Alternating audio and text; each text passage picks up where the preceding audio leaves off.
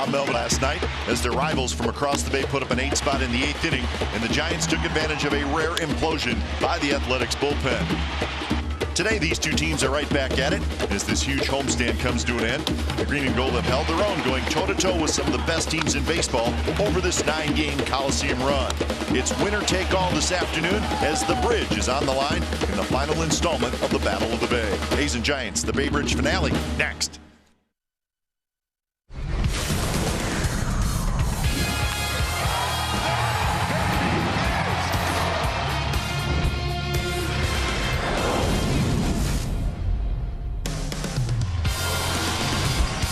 Gorgeous day for baseball. We got some Bay Bridge hardware on the line. We are also celebrating the 30th anniversary of the Athletics World Series sweep over the Giants back in 1989. A big day of baseball and a special honor for that man, Dave Stewart. We're going to tell you all about it. It's the A's and the Giants coming up on NBC Sports California, powered by Xfinity.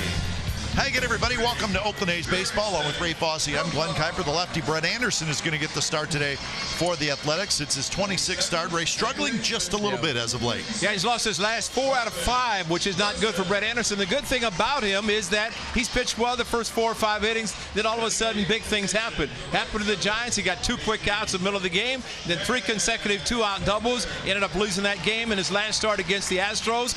A bad curveball to Alex Bregman that resulted in a 3-run home run. Otherwise, he could have been pitching a lot better as far as the win total, but he needs to step it up today. And for the Giants, second major league start for Logan Webb. He's a right-hander. He is considered the Giants' top pitching prospects. For more on the young right-hander, let's go down to Dallas Braden. And what a road to the big leagues for Logan Webb it has been. Making his start last Saturday against the Arizona Diamondbacks out in the desert, that meant Logan Webb had successfully reached each and every level of the San Francisco Giants minor league system, debuting in the desert where he dazzled 5 innings, got himself a major league debut W, folks, and making his second start here against the Green and Gold here at the Coliseum during a highly touted Bay Bridge series. All right, so it'll be the veteran Anderson and the rookie Webb. That is your pitching matchup in the final game of this series. And we are also going to reminisce about the 1989 World Series. It should be fun. We're looking forward to a lineups and first pitch when we come back. A's and the Giants.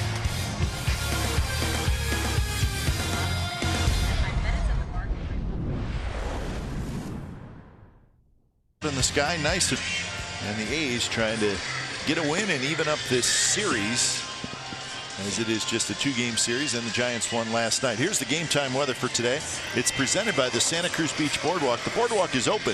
Visit beachboardwalk.com for park hours. 74 degrees and a nice light breeze, so tough to find better baseball weather than we have today. Let's take a look at the starting lineup for the visiting Giants. It's brought to you by Southwest Airlines. Here it is.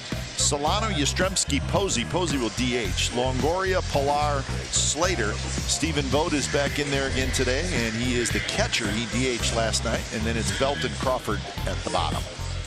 And it will be left-hander Brett Anderson on the mound for the Athletics, as he will be making the start, his 26th of the season. I think in the last 5 starts, probably the biggest key, scoring runs. The one game he won was against the Cubs. Club scored him 11 runs. That's the only win in those last 5, so maybe that will be different today against the Giants. One of those 4 losses came against San Francisco over in San Francisco. Let's see what he can do this afternoon in the players' weekend uniforms. First pitch of the game is a strike to Donovan Solano. There's your umpires. It's John Lipka calling balls and strikes. Brian Knight at first. Pat Holberg at second. Greg Gibson, the crew chief, is over at third. And that's a base hit. Second pitch of the game. Solano lines it to right. So that's how the ball game starts. For the A's defensively today, Grossman, Canna, and Pinder in the outfield. Chapman, Simeon, Corbin Joseph, and Matt Olson on the infield. And Chris Herman is your catcher. So there's the defense. Well, one thing the A's do not want to do is let the Giants continue what they did in the 8th inning last night, started today. And of course, Solano starts that with a base hit to right field, something he did late in the game last night. So here's Yastrzemski, who shows bunt, and it's outside. And remember, folks, something to kind of pay attention to. Last start, Brett Anderson removed with some finger issues. So we'll pay attention to whether or not that hot spot starts to develop into something a little more. Pickle juice. That's right. And there's a shot, just foul. Olsen leaped up for it. He just missed it, and it was just foul. We go back to the 18th last Sunday. You can see Brett reacting, and I tell you, folks, with the baseballs and the variance that can be, you find guys, they're trying to figure out ways they can grip these things. I mean, you roll a ball out there first inning, it's got chalk on it, it's queued up, it's not easy to grip, and it only gets tougher towards the latter stages of the ball game. And it's bunted and it's foul. So the count 1-2. And pitchers, I mean, that's one of the first things you try to figure out, or that can help you get comfortable, is a feel for the ball, but a feel for your release point. And if you're constantly battling a physical feel to grab the ball, it could be a long day. So a hot spot, it's not a blister yet, but yeah, it will be. It though. wants to be. Yeah, it's hot for a reason, and if you keep going with it, it's amazing what pitchers have to deal with, especially with the baseballs. Flying out with regularity as home runs, and then you can't throw them like you want to. Close pitch, just a touch outside. You think about wearing a pair of shoes that might be just a little too small, and that blister that might develop on the back of your heel. Imagine trying to throw a baseball with that blister forming on your fingertip. That's what that's like. 2 pitch, foul.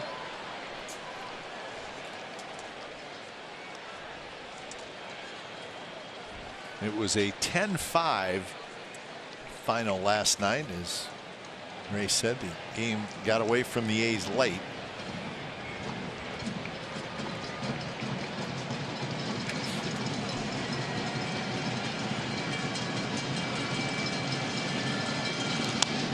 Another foul ball. As we always say, Brett Anderson does a good job at lifting the front leg and freezing the runner at first base, and that is important, but you have to concentrate after that on the hitter. Yastrzemski having some pretty good swings against the lefty.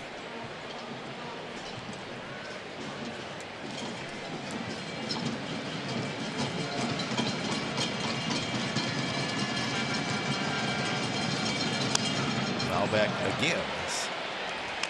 Indeed, Yastrzemski, who had a very tough night last night, he was 0 for 5 with 4 strikeouts. He's coming on the high fastballs, as we noted last night, but so far today, fouling off looks like some breaking pitches from Brett Anderson. So if he can develop the breaking ball, the curve slider that he likes to throw, and throw it sharply, take as many as necessary. And there's the big curve, and Yastrzemski just able to hold up. Well, when a hitter does this, it continues to be in his favor, and especially taking a pitch like that. And Brett threw it hard enough, the curveball, but he didn't offer at it. And that's a very disciplined hitter to be able to take a pitch like that. Pitchcast brought to you by Subway. So 3-2. Solano, see if he takes off. Posey is the on-deck hitter. And the one thing the A's have been doing is scoring early and hanging on, but try to prevent the Giants from doing the same today. Solano not going, and the pitch is high. Off speed on 3-2. And it's a single and a walk to open up the game. Well, again, as we say, in 3, 6, 8 last 8 games, 6 times Brett Anderson has been double figures in ground ball outs, and of course the last one cut short with the blister, or at least the hot spot. So something the A's would like to see now, a ground ball from Buster Posey. Getting a hitter on the ground at somebody or near somebody could be and should be a double play. Posey not running especially hard.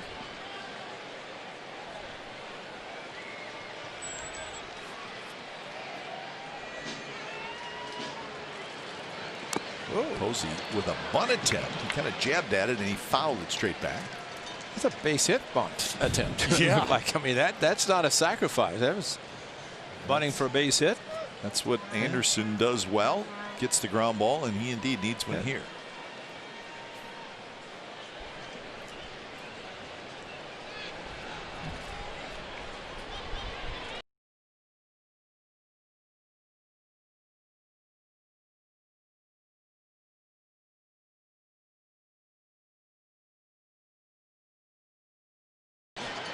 But that one hit started that 8-run 8th inning. It was just a simple line drive base hit to center field off of Yusmeiro Petit, and then that half hour later they had two run.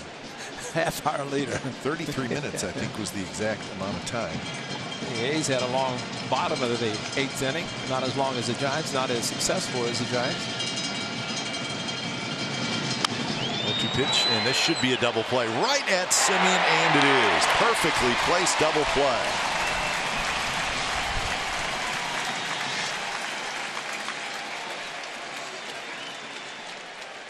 Big pitch early in the ball game. Needed it from Brett, and he delivers.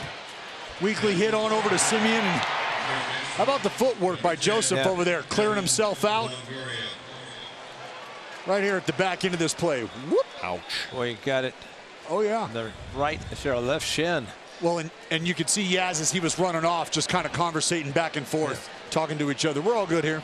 But see, one of the problems there, first and second, that means the runner's not being held at first. He should, and his Yastrzemski did get a big lead, and that helped him get down to second base. And Corbin Joseph did a good job to at least turn the double play. Maybe he knew what was coming. That's why he got rid of it as quickly as he did.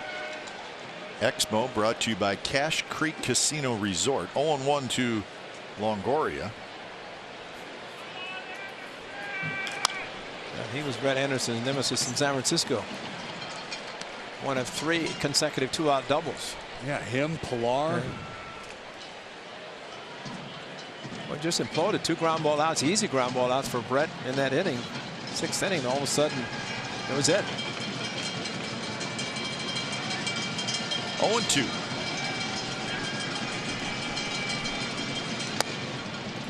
Last night, Longoria had a couple of RBI hits, 2 for 4. Scored a run, knocked in 2. Well, the thing that he is doing, of course, with the Rays, he hit a lot of home runs, pulled a lot of pitches, but he has been going up the middle opposite field a lot, especially in these situations. Just a little bit outside. We can see they're trying to stay away hard here from Longoria. Maybe remembering that double. You don't want to leave it soft up coming to Longo. He can hit it a long way.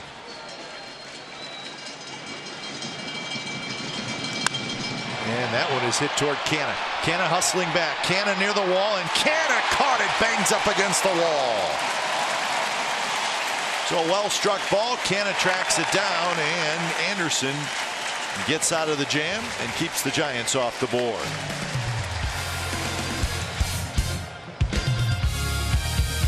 By Southwest Aero. Simeon, Grossman, Chapman, Olson, Canna, Profar, Joseph, Pinder, Herman. So Profar is the DH today. Chris Davis out of the lineup. Stephen Piscotty out of the lineup. Marcus Simeon goes after the first pitch and lofts one toward right field. Slater's there. So 1 pitch, 1 out. And as Dallas described perfectly, Logan Webb, a second start, and he did an excellent job in his major league debut. But the one thing he got was run support, and that's always nice. But he did not give up but a couple of runs, so that's a good start for him. And so you go through the system and you end it in the big leagues. That bodes well, especially if you can make your debut and pitch as well as he did in a park where the ball seems to carry quite well in Arizona. He's a youngster. He's only 22 years old, from Rockland, California. So he knows all about Bay Area baseball, and he told everybody that he was an Oakland A's fan growing up, and his favorite player, Stephen Bell. How about that? That's pretty cool. That's great. Your battery mate, your favorite player in the big leagues. Concentrate, kid. Concentrate. Well, you wouldn't have to worry about shaking him off. Yes, sir, Mr. Vote, sir. Well, he can put "I believe" also in the back of his for nickname, especially pitching today to "I believe." We all believe in Stephen Vogt. 2-1 the count to Grossman. Chapman to follow. To Rockland High. He was a terrific high school quarterback as well. Chose baseball, signed out of high school. Well, that's nice to be from an area so close to San Francisco and sign with the Giants, be drafted by them. Look at David Cone. Whenever the Yankees were in town, he grew up in Kansas City and drafted by the Royals. Right. That's got to be a thrill. Dave Stewart coming back home. Of course, Ricky Henderson. local. 2-2 pitch up the middle. Crawford shaded that way. Range is just a little bit to his left. 2 outs.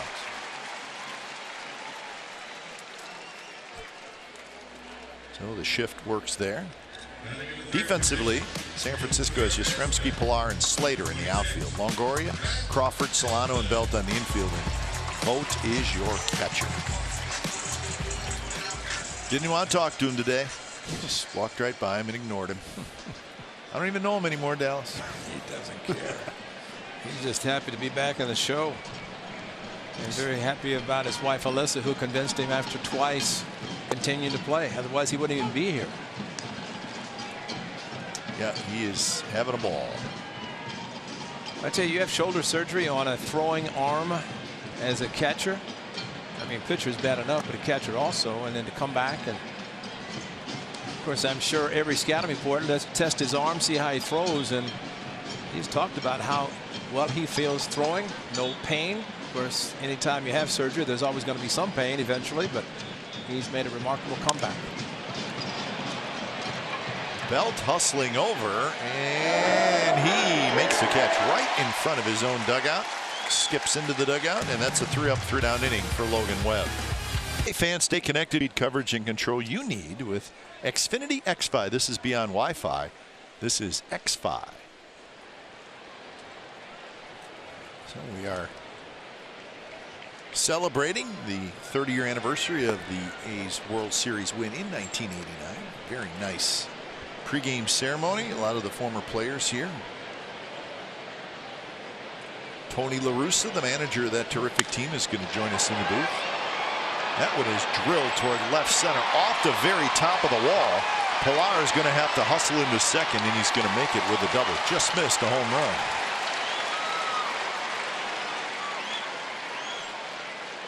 Kim Millar's hit a few balls hard. What a good evening last night. Batting in the 6th position. Continuing the trend. Just middle center cut heater from the lefty Brett. Just missed a homer by about 6 feet. 6 feet to the right, and he can throw it into second gear and cruise around the bases. So the Oakland A's dodge one early. And here's Slater. So Tony La Russa is going to join us in the 3rd inning, and then Dave Stewart is going to join us in the 4th inning. We'll look forward to talking to those two fine gentlemen.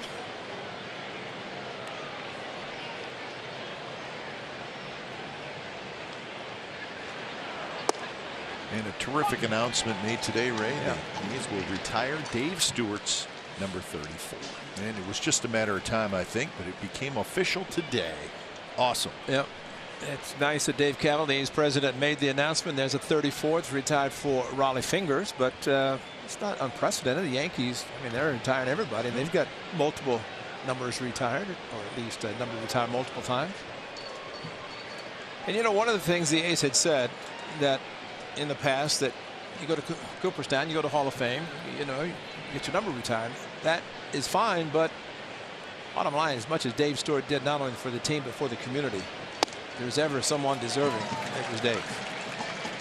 And I'm sure Raleigh would be very happy. I mean, they're going to do it with Vlad Guerrero. They retired 27. There's a guy named Mike Trout that eventually his number would be retired too. And Vlad at the time said very proud to have Mike Trout wear 27. I'm sure the same Raleigh about Dave Stewart.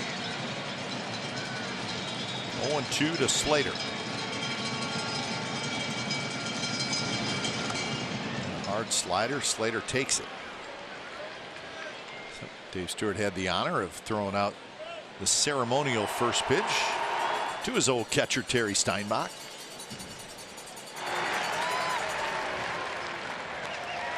Up and in. See, he's already brushing people back a little bit. Right-handed hitter hanging over the dish a little bit. Nick Paparesta has come out and he's checking on his catcher Chris Herman. I'm not sure what happened. I do believe that ball was in the dirt a little bit that he blocked. Yeah, and he just kind of indicated where he got hit too, and that's why it's not much you can do. Is just say, okay, give you a little breather if you can catch your breath. And unfortunately, it's part of it. The breaking ball in the dirt came up as it eluded the catcher's mitt, and That's why all Nick could do is just say, "How you feel, buddy?" Yeah, Stephen Vogt got it so hard he barely made it off the field, and that was the worst I've ever seen. Worst, yeah. He didn't play for a couple weeks. Nice block though by Body up. Yeah, that's right. 1-2 pitch. Olson, he thought about third, and Pilar stopped. Well, he would have had him.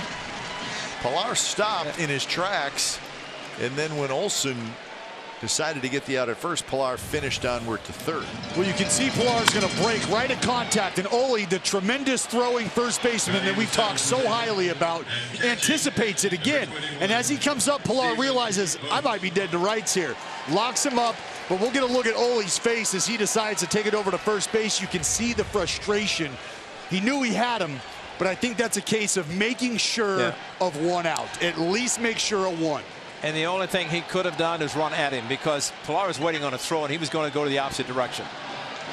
And that would have been the problem, and that's why what Ole did was the best, to get the sure out. It is early. Later in the game, it's a different story. And yeah, he's frustrated because if he threw, but I still think if he throws the third, Pilar could have gone back to second and then have been first and second.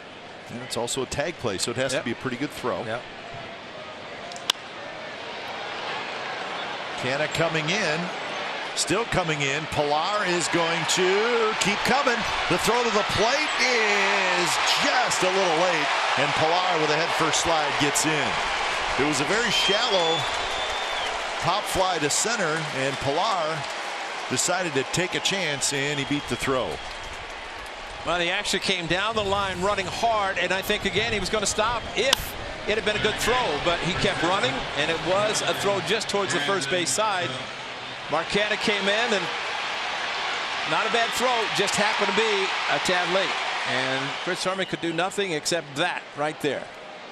Actually caught it with one knee on the ground.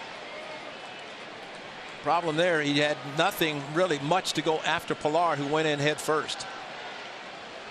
Going to be safe anyway.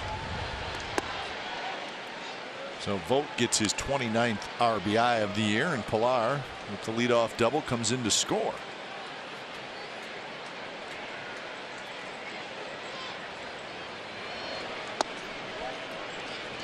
Two and 0 to Belt.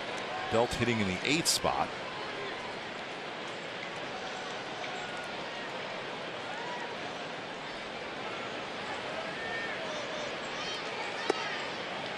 Was 1 for 3 last night. He was pinch hit for. And that was the Slater at bat with Puck. They brought Puck in to face Belt, and then Bruce Bochy sent Slater up there. I think Bob Melvin said it best. How many years has it been that Belt had been pinch hit for? It had been a long time, and you know, I looked at his numbers against lefties because of not very good. Yeah. But you know, Bob Melvin made the move, and you know, it's just one of those things that turned out to not work so well.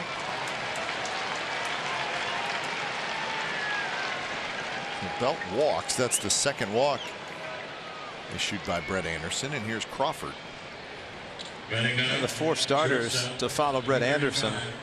Fires walked 3, but Bailey, Roark, and Bassett did not walk anybody in their starting appearances.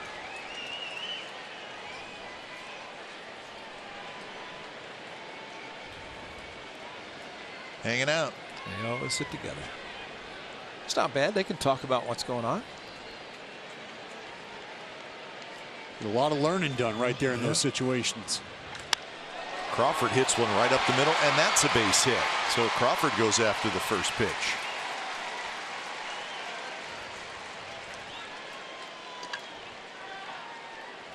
I thought there might have been some aggressiveness last night to the approach. Left on left matchup here for Crawford.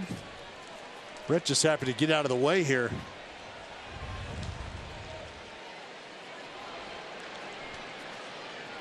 So a visit from the pitching coach here in the second inning.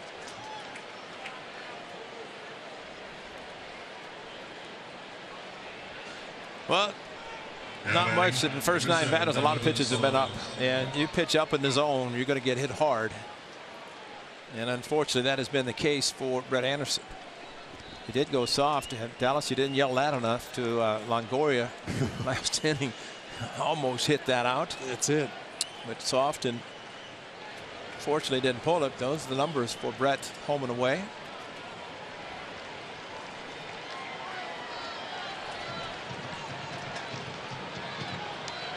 Here's the leadoff man, Donovan Solano, who opened up the game with a base hit. And he's going to loop one, and Marcus Semien can't get it. So Belt's going to come in to score. Crawford goes to third, and it's a 2-out RBI hit for Solano. 2-0 San Francisco. Well, they are being very aggressive, and Marcus Semien went as hard and as fast as he could and almost reached up and caught the ball, but once out of his reach, Arnold was going to score easily. Don't you think, guys, when you see what's happening with the early swings, it has to be a team-wide scouting report on Anderson. That's right. Well, there's no question. There's no question that I think you're seeing, again, a carryover from last night. Aggressive against the guy who's going to throw strikes. Yastrzemski toward Olsen, broken bat. Olsen spins around, steps on the bag, and that'll do it. Couple of runs, 3 hits, and a walk. Giants lead 2-0 after the moment. Stats, standings, breaking news, and more. Matt Olsen to lead it off. It's Logan Webb. Olsen at 261, 26 home runs and 64 runs batted in. Looks like a little slider from Webb. I mentioned that run support. He got 11 in his first start and 2 already in 2 innings.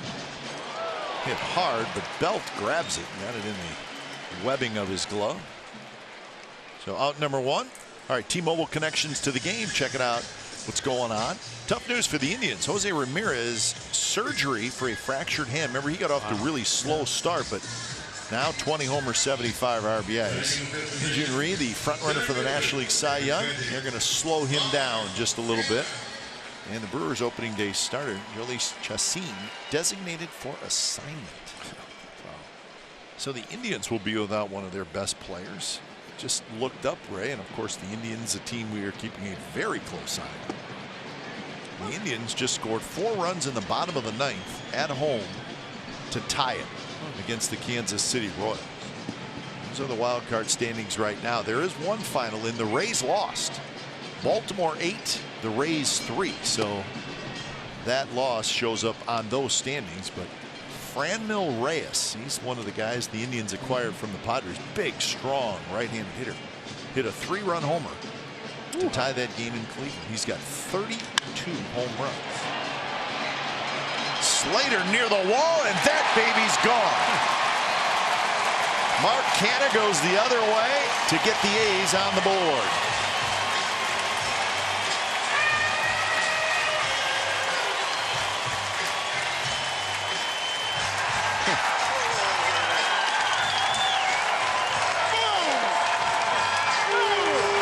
Love to see it. Mark Canha just fillets a fastball. Out of third, hit it where it's pitched. This is classic Canha here. Balanced all the way through the swing. You can see, yes, thought he had it, not so much. Can I get a bat flip? Well, after Crawford last night down the left field line from hitting from the left side, and Mark Canha from the right side to right field, why try to pull everything? Because the ball is traveling quite well. Profar takes a strike, 1-1. So Profar DHing today. There's another look at it. Well, you know, when he had his hip issue, he was hitting a lot of home runs to right center. So I'm not surprised to see this happening. Mark Canha won last night, did the same thing. 21 home runs now for Mark Canha.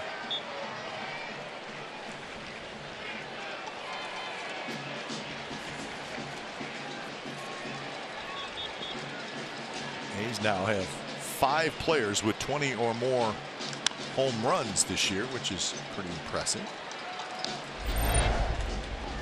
This was last night. Mark Canha against Madison Bumgarner. Another first pitch fastball and a big bat flip, multicolored bat flip. Some of the guys from '89 were saying, what are all these different colored bats and stuff? I said, well, it's called Players Weekend. Do anything you want to do. So there's your 5 guys with 20. Davis had 18. Amazing. The Twins are the only team in baseball that have more 20 homer guys. They have 6. Everybody on that list, sorry, Kite, aside from Marcus Semien. That's a fair ball right down the third base line. That would be beating the shift. That would Profar will take it. Great job of hitting on a pitch away and probably protected as well as he did. Well, you nailed it, Foss. This is a pro AB, a pro piece of hitting from our man Profar. Little combio down and away, keep the head on it. You can see him track the pitch all the way from ball to barrel.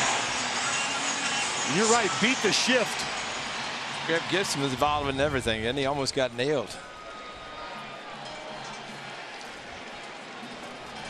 But guys, as we showed that list, 5 guys, 20 homers, some guys circling the block there. Each and every one of those guys, aside from Marcus Semien, time on the injured list this year. So just imagine an entire group all healthy. I know it's something we haven't given a ton of thought to. Chris Davis, but that's what's funny. Chris Davis does not have 20, and Stephen Piscotty does not have 20. A little flare. This could work, and it will. Drops down the third base line, and Corbin Joseph ties the game with an RBI double.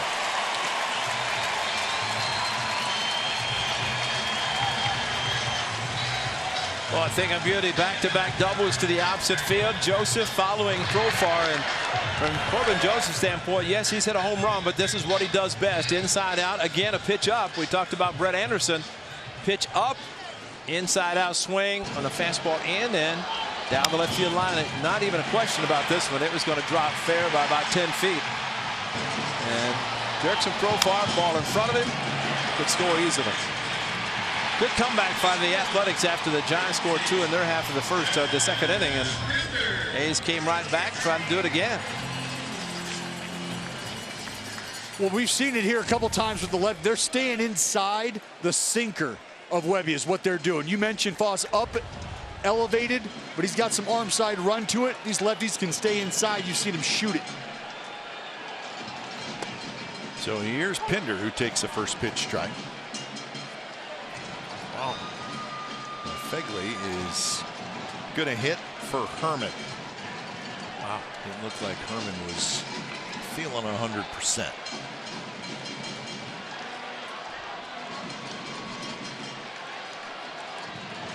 Pinder, good swing, and it's 0-2. Yeah, the left brings up a good point, because it looked like he recovered from the initial ball in the dirt, and it might have been something that happened. It was strange to see him on one knee catching the ball from Canha on the ball thrown from center field. So remember, he had his knee operated on in March, been about 4 months on the IL, came back, and so maybe something happened there. We'll find out. This is the unusual part. See how he's down on the right knee and then puts his left leg out to try to block off Pilar after he caught the ball. I've never really seen a catcher do that, to be honest. And then to try to do that, and maybe right there, his left knee got tangled up and twisted a little bit on the slide by Pilar. Well, there's 2 things at play here. One, he's giving him the lane, as you can see where he's stationed, but that drop step right there is in an effort to get that bigger bounce. The problem is that throw is slightly up the first base side, so he doesn't have the time to gather the ball and get back and apply the tag. But it was an effort to try to give himself an opportunity to pick up a clean bounce. Up the middle, and that's a base hit. The A's are going to take the lead. So Joseph scores on the Pinder hit. 4 consecutive hits for the A's, and they lead 3-2.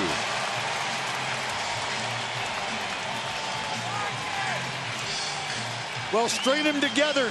That's going to bring out the pitching coach, Kurt Young, but just a breaking ball mixing up top. And Chad Pinder, one of the better breaking ball hitters. He's going to take advantage of the mistake again.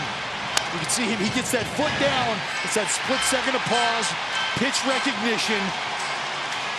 And a great job by the Oakland A's to continue to apply pressure to a youngster struggling to find his way down to the bottom of the strike zone. And that's what this conversation is about here. You got that good sinker. Let's keep the ball down here. See if we can roll something up.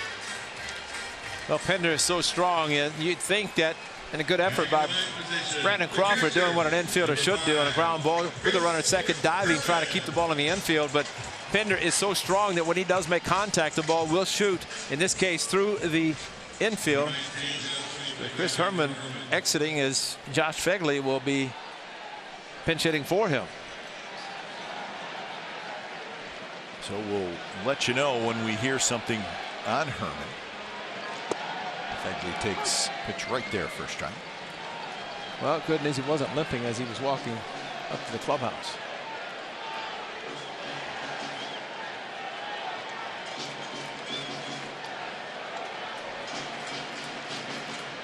Fegley hitting .249, 10 home runs.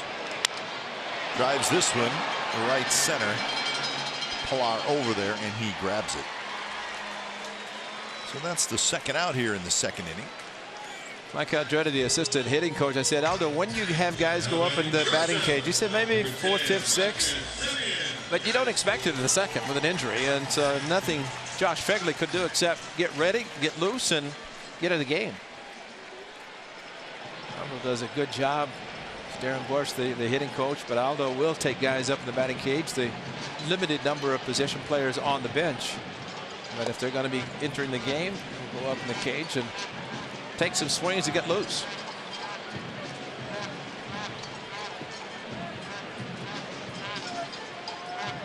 Marcus lofted a fly ball to right field in his first at bat. Webb grabs it.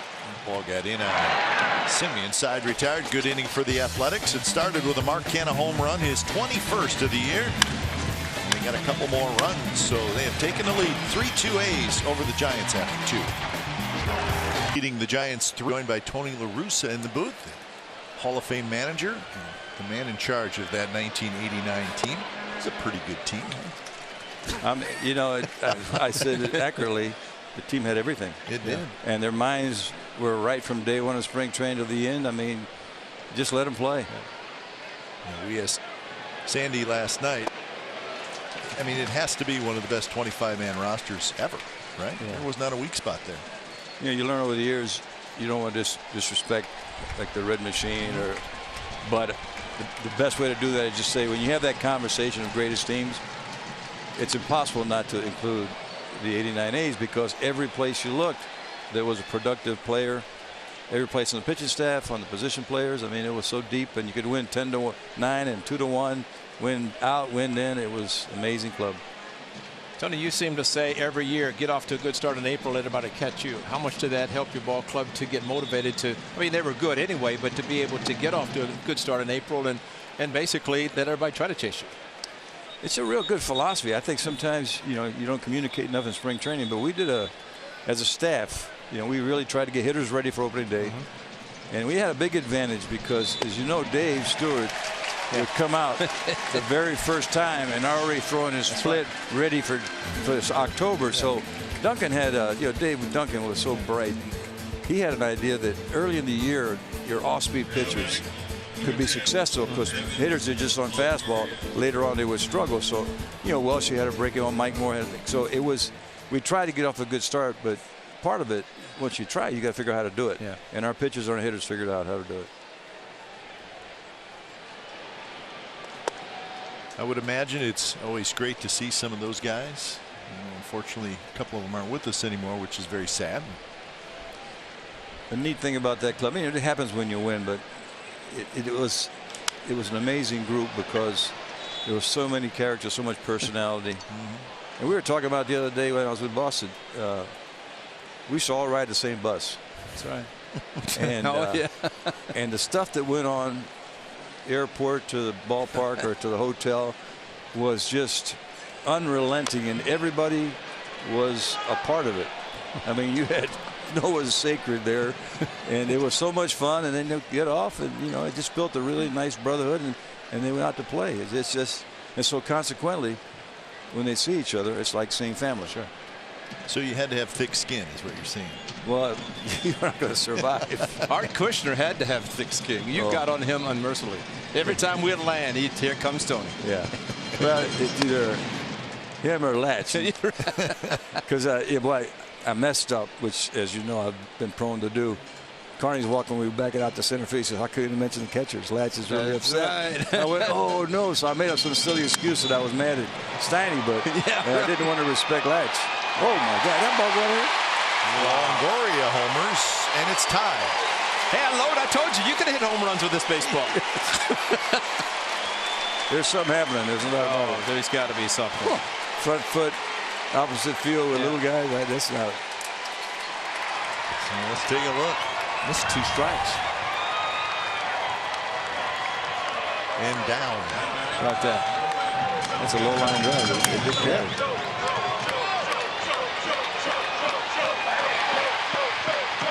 Brett Anderson was surprised it got out. I think a few pitchers are surprised when baseballs travel.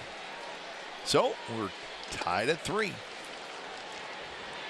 Tony, I had Sandy Alderson on last night, and I asked him about the negotiations that you had, and after the loss or the unfortunate dismissal that Jerry Reinsdorf still to this day says, how did it happen in Chicago in 1986? But how did the negotiations go between you and the Haas family and Sandy for you to become manager here? Well, I'm not sure. Maybe you know the answer, and you set me up nice because he told a great story. Yeah, I know. Well, this is the truth. I'm sure Sandy will say the truth. Yeah, I was called for an interview, and so I flew into Chicago, and I walk in, and everybody's there. And I'm saying, okay, you know, and I had never been interviewed, so I had my notes, you know. And the first thing I hear from the group was, "You're the guy we'd like to hire. We're here to convince you to sign." I went, "What?" Wait a minute, what happened in the interview? He says, "No, we've watched you the other place, and we think you're the guy." And so Carl was there talking about all the young prospects, and you know, Sandy was there, and Wally was there. I mean, it was, you know, it was very, very much complimented. And since I signed with the A's, you know, Duncan here, it was a natural for us. So it was a very big surprise. Turned out great. All right, now we'll tell you what Sandy said. He said that they tried to convince you that minor league system was full. It was a good opportunity. But he said when you left, you didn't really say yeah. And then he said he followed you to your house or something. And he said I just wore him out till he finally said yes. Any truth to that? Well, there's it's a part of the truth. You know, when I got fired, you know, we had Elaine and I had our little girls, and now we had the summer. So we decided that right away we're going to hire. I mean, we're going to rent an RV, and we were going to take the girls around the country. We're going to go visit the godparents in Des Moines and go see Mount Rush, all that. And we had this plan, a trip plan, and everybody's excited. So then they say, you got the job, and I asked them. I said, "Well, I'm really interested. Can I take it at the end of the year or September?" And they said, "No." And that was the only hesitation. Well, I believe that had you not signed at that time,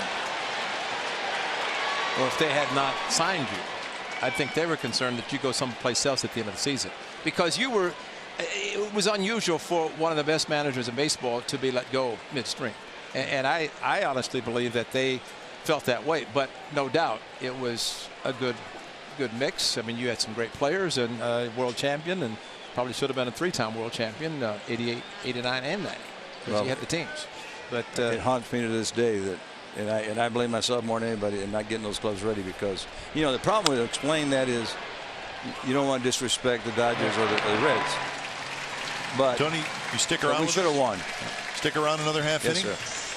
So the Giants tie it on Longoria's home run. It's a 3-3 game.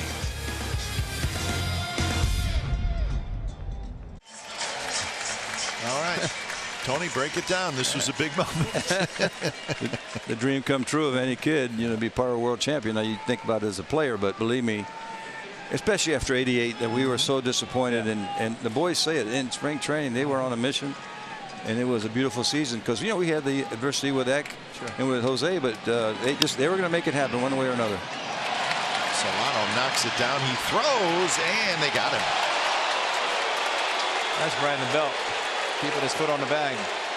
Bob Melman's got his hand up to take a look at it.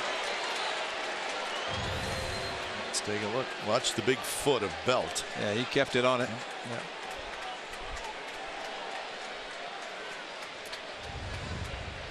You know, you mentioned, Tony, that you and Dunk had been with the Athletics. Maybe a lot of people don't remember that you were here, what, in 1968 as a star infielder for the Oakland Athletics. Can you believe that as you sit here right now that this is the same place where you played? No, I can't. But, you know, some people have tried. You know, I had a really below mediocre career. Well, you know, you make a point, you got to explain it.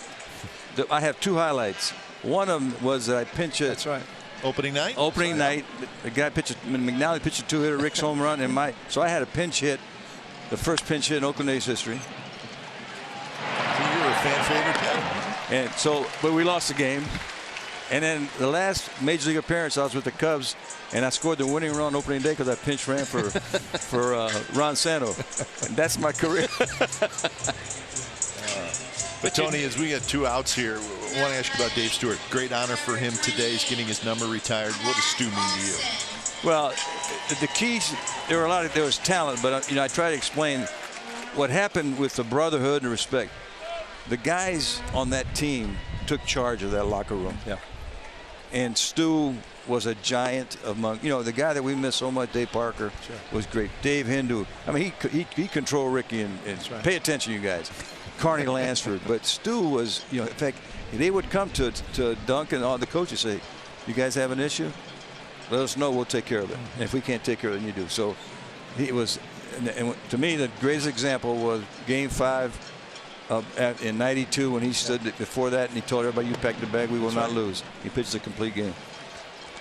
And that was the only game he turned me down for a post-game interview because he said, I'm tired, I'm exhausted. Because, you know, he had the whole team on his back. And I could appreciate that, but that's exactly what he said. And he followed through and did it.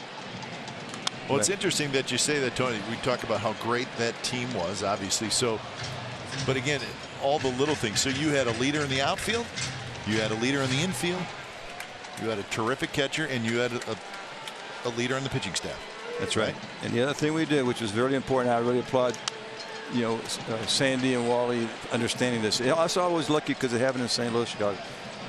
They really valued the coaching staff. Yeah.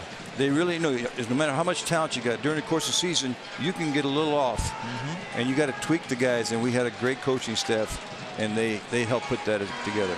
Well, you have to give yourself credit, which you're not going to do, for making sure the coaches were taken care of because you knew how important they were. Thanks for the visit. Anytime. Tony. Thank you. We appreciate it. Enjoy the rest of the day. The load. Yes, I am. Hall of Famer Tony La Russa has been our guest.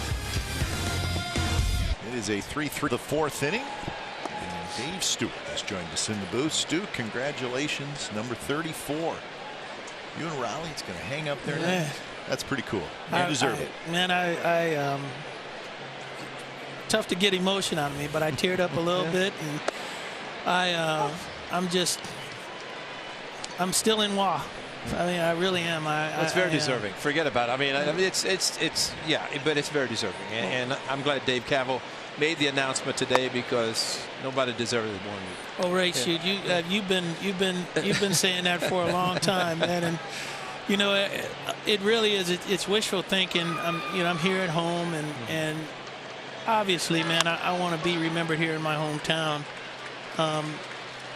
And so for them to retire my number is just, it's unbelievable. Yeah, how much does it mean to you, like what you just said? Your numbers are there. You won 20 straight games for you. I mean, we all know that. You were the MVP of the World Series, but for people to say what he means to the community, that has to be super important for you. And that was the most important thing for me. You know, having an opportunity to play at home was great, but being able to get involved in the community and give back to a lot of the causes that helped me and formed me as a young man was very important. The boys club, had there not been a boys club for me, I don't know how I would have ended up as a kid. And having summer baseball programs, the basketball programs,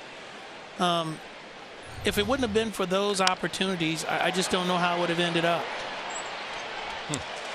So, you know, being able to play at home, but more importantly, be involved in the community and have a hand on the actual organizations that helped me as a kid, it was huge. How did the forkball develop for you? And let me rephrase that. When you came to Oakland, when you won 20 games 4 consecutive years, it seemed the forkball, the true forkball, was a great pitch. How did you develop it, and how much did that help you with the athletics? Well, I had it, and then coming here, what was needed was the confidence to use it on a regular basis. And Dave Duncan was very instrumental in that. Tony gave me the opportunity to start his first game as the manager here against the Boston Red Sox. And in that game, I put it on display, and Dunk liked it. And then my next bullpen, he said, that's got to be a big part for you in your repertoire and your development in becoming a winning starting pitcher.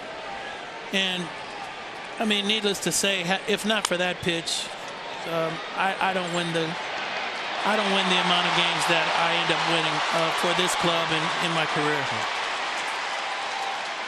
So Solano is going to end up at second base.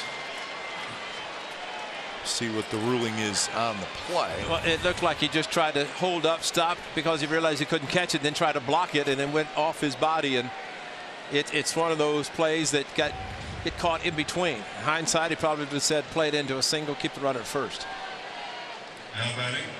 Stu, if we have the camera here, put your fingers up, because this man right here, you're the only guy that you can put the ball in the glove. And we have a center field camera, and here comes the forkball, because most guys would put their fingers in there. You're the only guy that didn't do that. No, I got to the forkball as I actually was going up in my delivery. I changed it up here. But I saw you with the runner at second base. You would do that, because we had a camera on your second base before. You could do that as a windup. Right. But I mean, most guys don't want to fan the glove, and they start with a fork or split, so they don't. You didn't have to do that. I kept the glove wide and went to it. So runner stranded at second. Bottom of the fourth coming up. Stick around. We'll talk more with Dave Stewart when we come back. And it's gone. Cannon has homered again.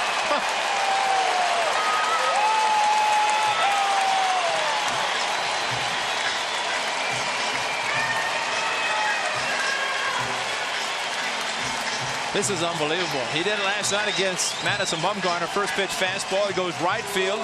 His previous at bat on a fastball. Maybe cheating a little bit more on this one and say, I think I'll look for it and get it. He got it. Unbelievable. And the way the ball is carrying, the way the ball is hit.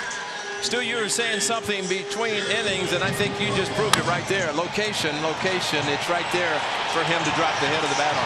Yeah, I just believe that guys, they throw so hard now that they don't really concentrate much on execution of the pitch, and so you get more pitches that are middle portion of the plate than you are making a pitch and executing pitch away. And that pitch was supposed to be away. That was meat of the plate and right in his swing.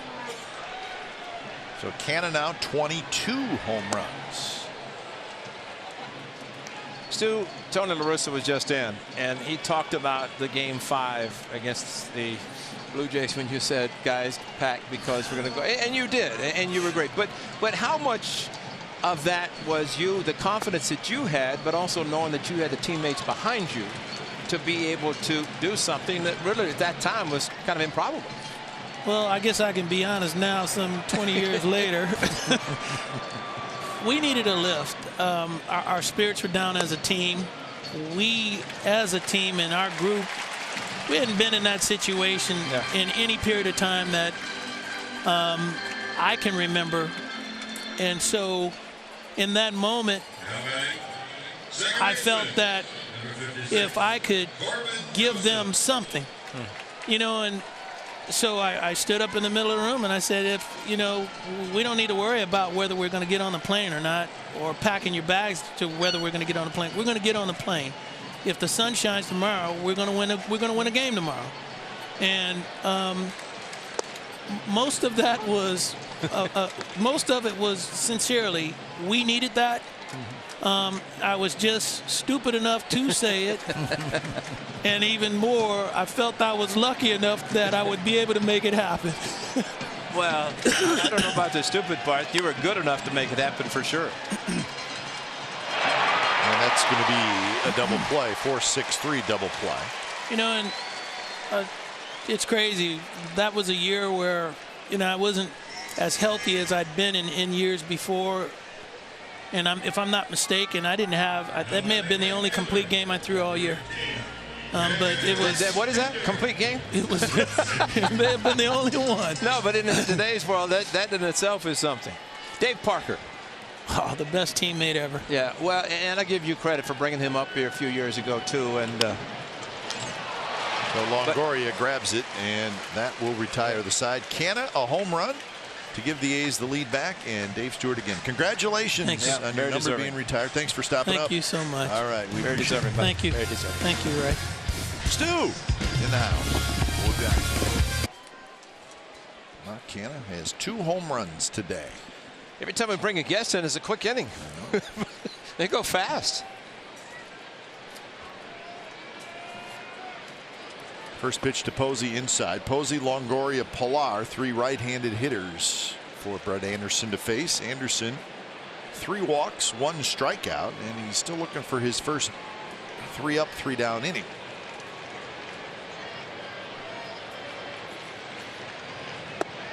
That one catches the inside corner. Well, you know you're not going to get a ton of swing and miss out of Brett Anderson, but what you are going to get is a guy who can pitch to contact. Unfortunately, it's been just a tad up at times. If he can work back down, he'll be able to extend the life of the outing, no problem. Well, maybe the good news for Brett Anderson today is that he's given up runs early, because he's been going 4 or 5, and then all of a sudden a big hit or several big hits, and he's out of the game. But he gave up 2 in the second, 1 in the third. Maybe he'll get stronger as this game progresses.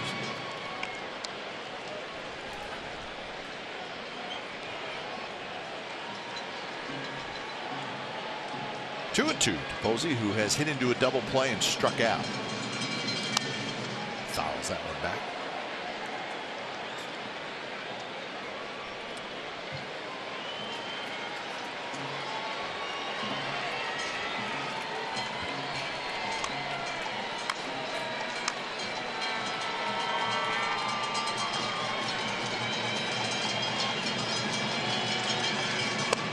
A little bit outside. Even that pitch was up, and that's the scary thing. At least it was outside, but those pitches that are on the plate have been hit very hard today. And he got him with a high breaking ball. Looks like a little slider that may have had a little bit. Well, actually, it's a curveball, a little elevated curveball. Longoria. I mean, really not much to say about that other than Brett Anderson probably getting away with one there. I think Buster Posey just watching the front foot and thinking fastball, and then realize here comes a breaking ball, try to adjust his swing on a pitch that probably felt was going to be in the strike zone. And here's Longoria. Well, Tony La Russa, Hall of Fame manager, said here's a line drive that's going to go out. You said it best. That's a good, really low fastball down in the zone, and maybe Brett reacted the way he did because of that.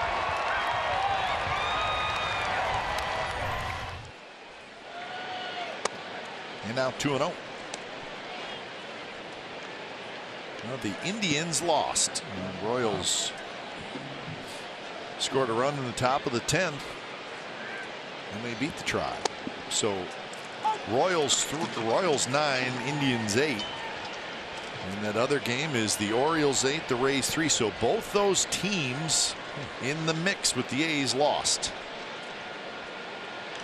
So that makes this an important game for the A's to win. You know, Cap, last night we kind of told those results because they're back on the East Coast, and the A's at the time had a 4-2 lead, and then all of a sudden bad things happen for the A's. So having this lead today, going back and forth, trying to hang on. Fun time to watch the scoreboard.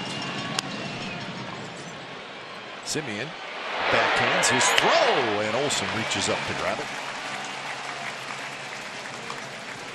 Well, you got Chapman wanting to come over and take it. Instead, Marcus Simmons the backhand. But watch how quickly he catches the ball, backhands it, and throws. And even better, watch Ole at first base, the tall one, able to go up and get it. Anytime you see a ball that's elevated like that on the throw, you think it's going to be airmailed, but not with the tall Matt Olson at first base. But there's Marcus, nice backhand, sets himself up perfectly, and there's a strong throw over to Matt Olson.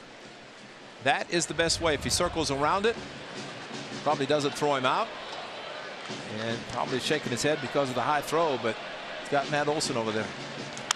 Pilar on the first pitch, skies one on the infield right near the mound, and Olson grabs it, and that's a 3-up, 3-down inning for Brett Anderson, his first of the day. Hey, you want to be a VIP A's game experience?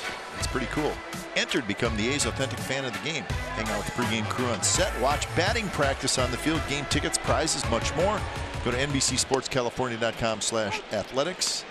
Fan of the game to enter. It is the bottom of the 5th inning.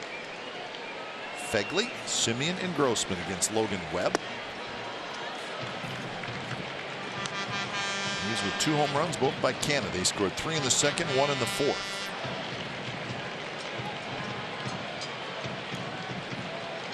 Cannon seeing a total of 3 pitches today. Fortunately for him, they've been fastballs, and he has not missed them.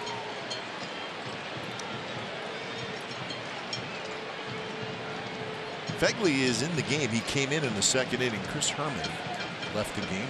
We're not exactly sure why he left. But we'll pass it on to you if we find out. Well, for him to come out of the game knowing that there's only one other catcher on the roster, I mean, it had to be something pretty serious, because as catchers, you know, especially there's only 2 of you, it's hard to come out of a game. That's a strikeout, and that's the 2nd strikeout for Logan Webb. Dallas, what do you got? Well, you're up to something down there. Well, you guys know I have the best seat in the house that allows me a great view not only of what's going on in the field, but what's going on in the dugouts. Guys are talking to each other, and we've seen a couple long balls hit today that I don't want to call suspect, but I do understand that fans have raised questions, players have raised questions about the integral structure of the baseball. You see Crawford take care of Simeon, 6-3. And what I've noticed here, just holding the ball from today compared to yesterday, this ball, the laces are a little more raised. We've noticed the ball has the laces almost embedded into the ball at times. So what we're seeing is a variation almost from day to day, which leads me to believe there's probably an even bigger variation from pitch to pitch at times, from ball to ball, definitely from box to box that's being used in a Major League Baseball game.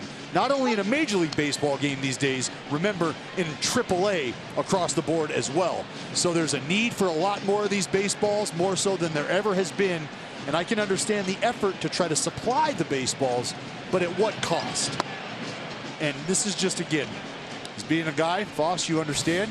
You show up every day, you grab a baseball, you got it in your hand. You made a great point about signing these baseballs, Foss.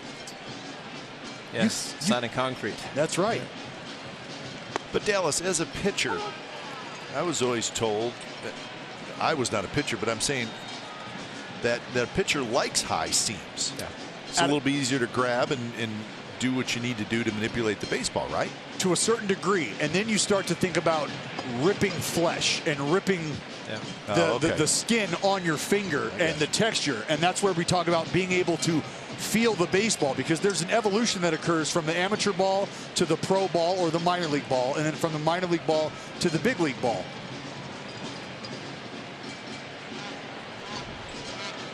Well, wasn't there a little talk about that last year? Guys were complaining about blisters and Hot spots. and hot spots, and they thought, well, maybe it has something to do with the seams being raised a little bit.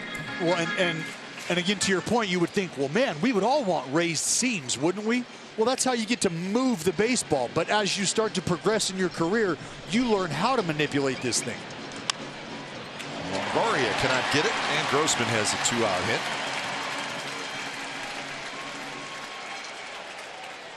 Robbie Grossman, probably one of the best professional hitters. 2 strikes. He's willing to take a strike, take pitches, knows the count, knows the situation, and knows how to go to the opposite field perfectly on a 2-strike pitch. Set front foot, kept his bat back, and just another hit to the opposite field. We saw Profar and Joseph doing it in the 2nd inning, and Robbie Grossman does it here with 2 outs in the 5th. Gets Chapman in at bat. Yep. He's 0 for 2.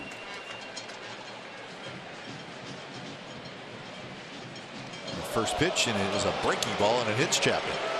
So a 2-out rally for the Athletics.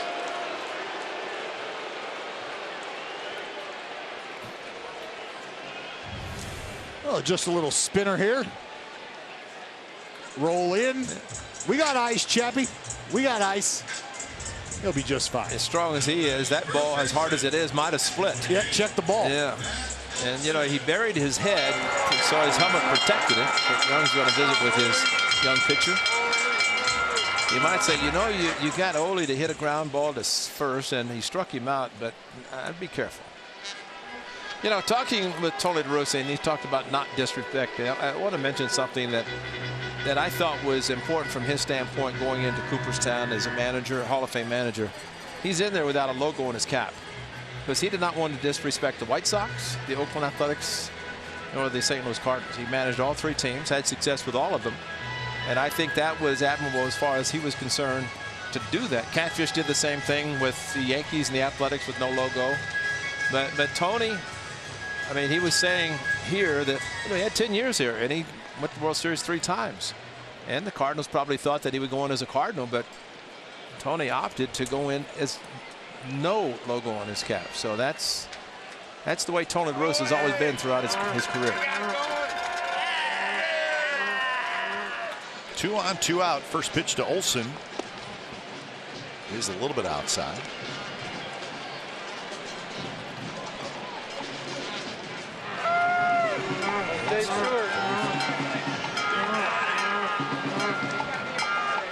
Hall of Fame last year, number retired next year. That's outstanding.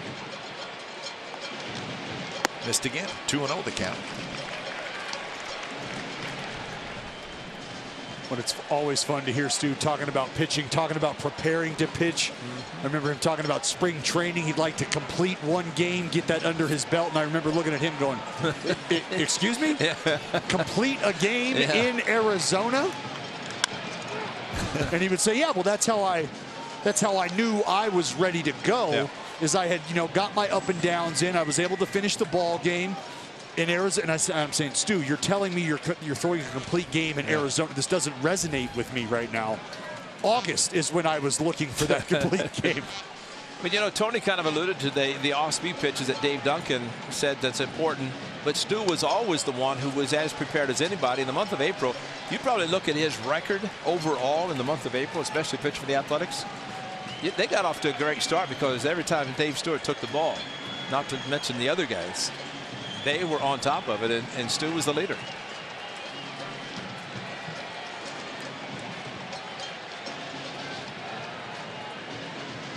Two to Olsen is high, so now it's a full count. Grossman and Chapman will take off.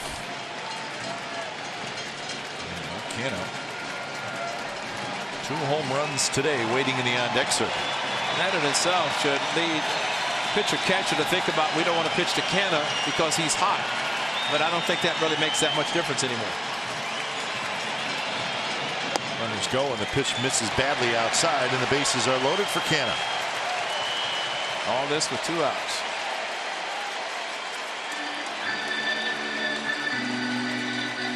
Now Bruce Bochy is going to make a change. So nothing real easy today for Logan Webb in his 2nd major league start.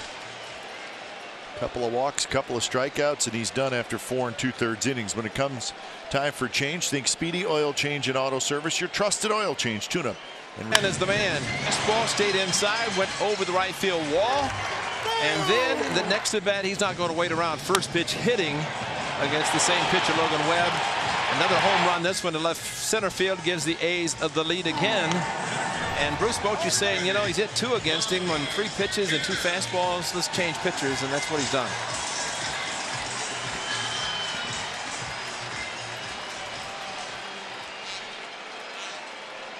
Well, let's see what Cannon can do with the bases loaded. 6 hits, 4 runs off of Webb. Yandel Gustave, who pitched last night, did not have a lot of luck. First pitch is on the inside corner for a strike. It's going to take that right there. Old Gus is going to have to spin that breaking ball. Yeah. He gave up 3 hits and 2 runs last night. Got just 1 out. Came in to start the 7th inning.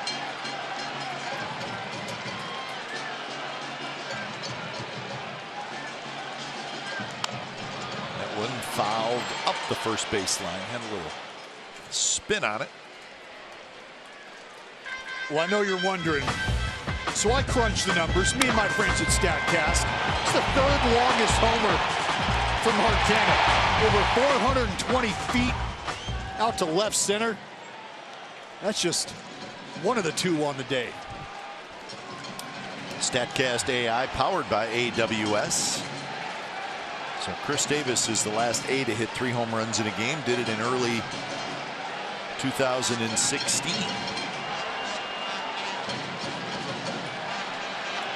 He's going to get a couple more at bats.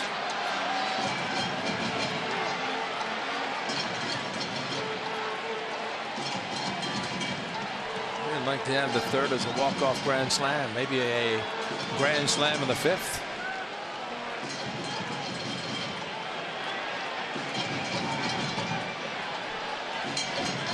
Gustave delivers. And spoils a pitch right on the outside corner.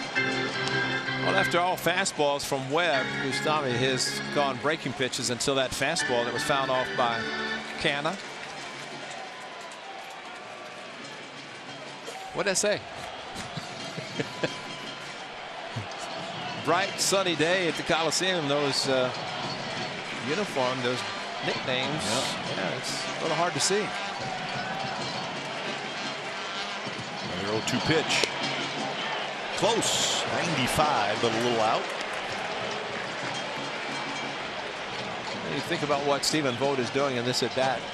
First 2 pitches breaking pitches, then he goes hard with 0-2. See some guys, there's your bright sky, clear sky. Some guys will go soft with a couple of strikes, and you have to know if the hitter's a 2-strike hitter, because if he is, those off-speed pitches will be exactly what he's looking for. And that pitch is high. Now it's 2-2. Grossman at 3rd, Chapman at 2nd, Olsen at 1st. We can see Vogt trying to work off that elevated fastball up and out, trying to get Gustave to spin that slider down and away. So here 2-2. Wonder if he might back it up with another one, thinking this one's got to be better than the last one he just threw.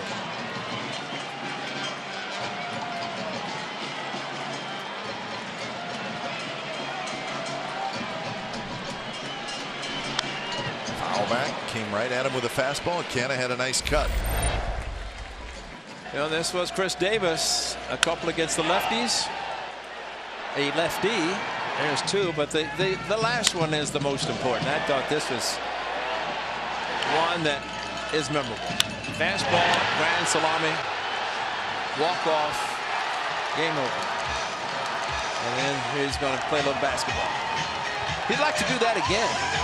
Not in the lineup today, but that 3 home run game capped by the grand slam.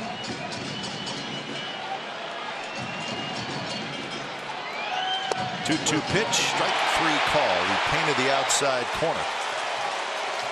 So the A's load them with 2 outs, but cannot score, and we are through 5, 4-3 Athletics.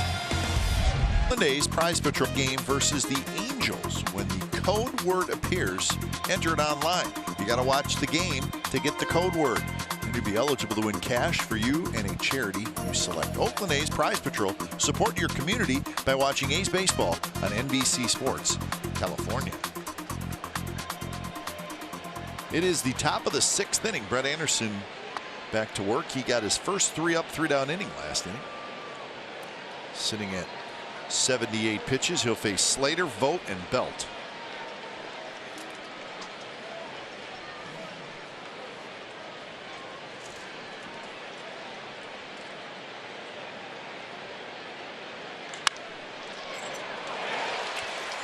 So Marcus Simeon says, I don't have to move for this one. I'll take it. You know, you think about a bright day, a lot of light shirts in the stands. And a lot of light shirts on the field. Well, yeah. Well, the guy in the black uniform hit it, but I mean, the concentration, first of all, pick up the ball off the bat. And I'm just surprised, Kay, as Blake Treinen's getting loose in the A's bullpen, that with all white uniforms, the pitchers have to wear black caps. And I don't know if it has to be something as far as the ball being picked up. Yeah. You know, coming out of the cap, it's white, but that's it. All pitchers have black caps. Yeah, it's amazing. I lobbied for years to be able to wear white sleeves. Cheater. Never happened. Never happened. Well, we'll see if Major League Baseball changes the uniforms for next year on Players Weekend. Oh, boy, I hope so. Guessing, yes. Chapman over there, and it's just into the seats. Big home run for Stephen Vogt last night. But it turned out to be real big because it capped an 8-run inning with a 3-run shot, and you know that's why every run's important, especially for the Giants to pick it up, because the A's did have an opportunity to come back, especially against Anderson, who had a tough time throwing strikes. But Stephen Vogt back home, going opposite field with a 3-run home run. This one down the left field line. It is foul. Jeez. It had home run distance, folks.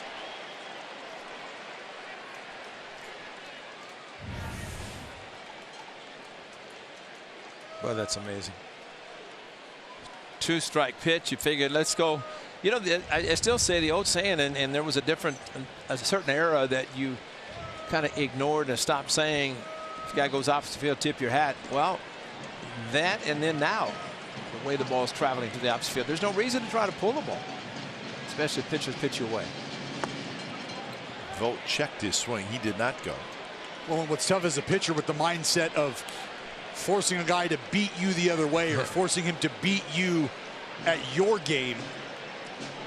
Now that they have the ability to cover, makes it a little tougher.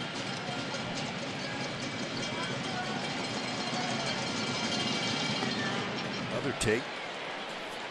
So the count is full.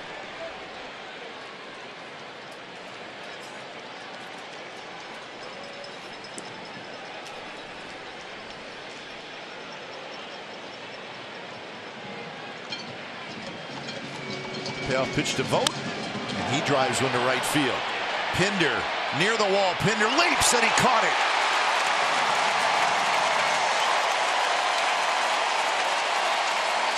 Terrific play by Chad Pinder in right field. Took a double away from Stephen Vogt. Chad Pinder's going to put his bass tracker on. Go get it. Elevates at the wall. And what's difficult about this play, folks, is Chad Pinder is anticipating contact with the wall. He's anticipating contact potentially on the way up. You can see him feeling for the wall. Has an idea he's creeping, just doesn't know quite exactly how close.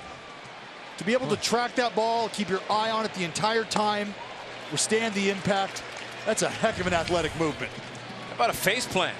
Because he goes up, turns his head and face, and right there. I mean, that is, I mean, you have to have concentration. You have to know, and that's why we were at Chicago at Wrigley Field, and those ivy walls with the walls behind the ivy, and not, it's concrete. At least these are padded. Mark Canha said, I'll help you out.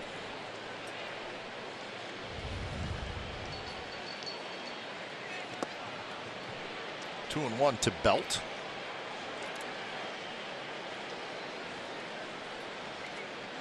Yeah, it reminds me of a play that Coco Crisp made out in Chicago. Cellular Field one day. Elevated, didn't quite get to the ball. Maybe the wall kind of got in his way. And the next day there was a chalk outline. Of course. Yeah. Yeah, they did that in Minnesota at the Metrodome with Kirby Puckett. Puck would always do that to guys if they did a face plant. Yep. Yeah.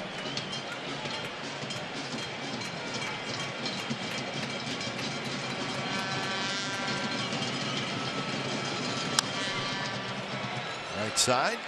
Anderson's got to get over there to cover. He does. Belt's retired. 7 in a row retired by Brett Anderson. Bottom of the 6th coming up. A's hanging on to a 4-3 lead. September 6th, we finish up the suspended game.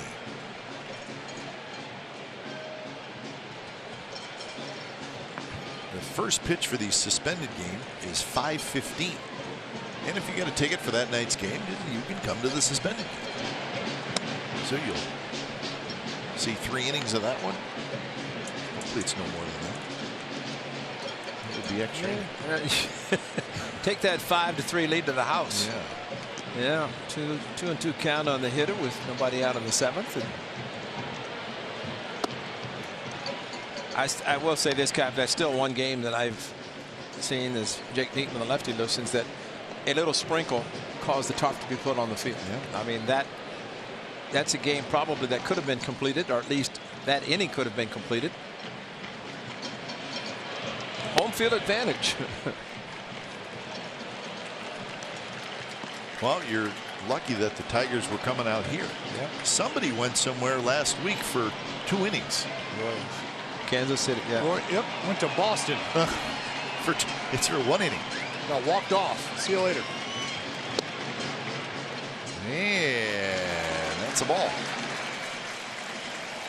Yeah, the A's are playing great baseball and are right in the middle of the playoff hunt. Experience the magic of a playoff push for free, and that's right, for free when you purchase your 2020 A's Access membership plan. With A's Access, you get 50% off concessions with 25% off merchandise, $10 prepaid parking, and access to every single regular season home game for the remainder of 2019 and all of 2020. Get started at athletics.com/access. Bet right field Will's going to be part of that. So the hitter is Corbin Joseph, who doubled in a run back in the 2nd inning, and then he scored. 4th inning, he hit into a 4-6-3 double play.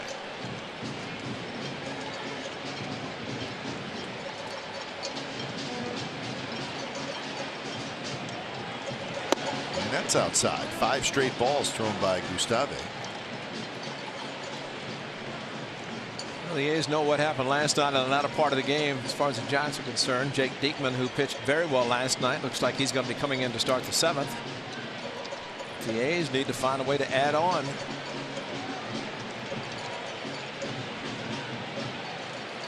Missed again. 6 in a row out of the strike zone.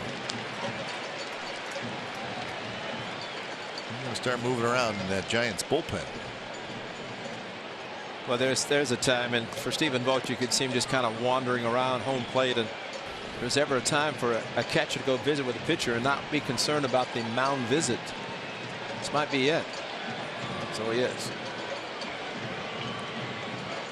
I mean, the thing is, it's a little bit of a breather for the pitcher. Maybe catcher's noticing something he's doing. You want to offer him a little bit of confidence and boost to get through this inning. Let's also give Coonrod, our coach, a chance to get loose.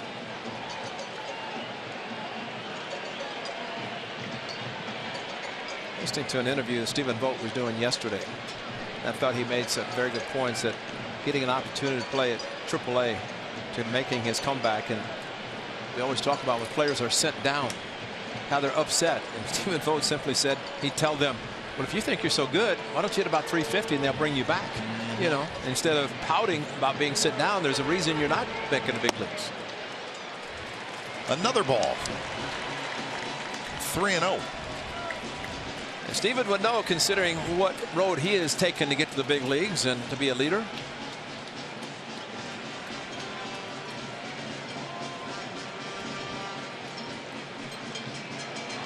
And that one hit profile. He's going to get up and he's going to go to second base.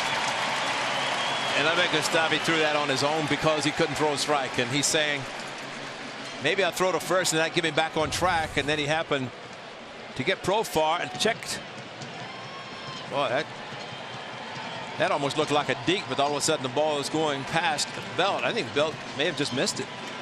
Then it hit Profar, but that should be an error on the first base. Yeah, sure looked like it. Maybe he was as shocked as anybody that he was throwing over. You could see Gustave was timing the lead of Profar. figure 3-0, you're not going anywhere anyway. And no, he has yet to throw a strike. And if you can't throw strikes, you shouldn't be timing the runner at first exactly. point. and that's why I think in Dallas as a pitcher, of course, I know you controlled your own running game, but from a right-hander standpoint, all the calls usually come from the bench. As Bruce Bochy is going to come out and probably make a pitching change, but you know, sometimes you throw over on your own because you don't feel good throwing the ball to the plate. So when it's time for a change, think Speedy Oil Change and Auto Service, your trusted oil change, tune-up, and repair experts. Go with the Pearly More, the Painter's Paint Store, by Law Tigers, Northern California's motorcycle lawyers at lawtigers.com, and by your Bay Area mini dealers.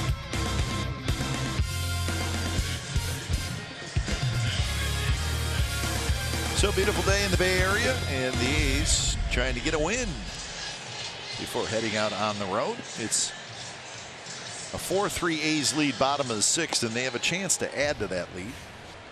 Sam Coonrod comes in. Coonrod got 2 outs in last night's game, and it turns out he was the winning pitcher. So he's going to face Pinder after Pinder, Fegley after Fegley, Simeon.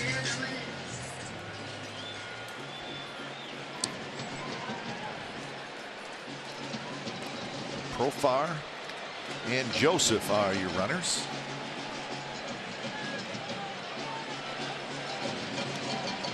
Chad Pinder, an RBI single in the 2nd, and he lined out to Longoria in the 4th.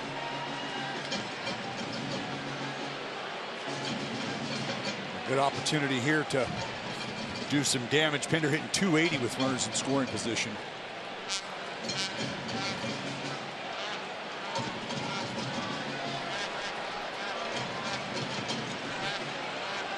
First pitch to Pinder, it's way inside. 9 straight balls. Amazing. To open up the bottom of the 6th inning.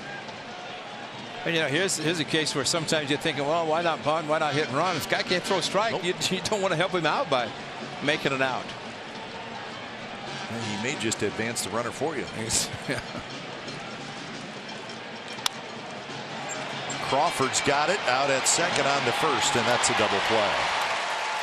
Very nice play by the Gold Glove shortstop as he ranged far to his left. And that's the difference in the previous. Actually, back in the 2nd inning, the ball hit hard to this one, not as hard. And plus, maybe he was cheating a little bit more towards second base for a possible double play. And Crawford, great jump, great first step, little flip backhanded to his shortstop, or his second baseman Slater, Solano that is, and able to turn the double play. And it all started with Crawford. Good jump on the ball, nice feed, and nice double play. He has 3 Gold Gloves. So here's Fegley. A's need a 2-out hit. Got amazing 9 pitches, all balls. Yeah. 1 strike turns into 2 outs. And another ball to Fegley.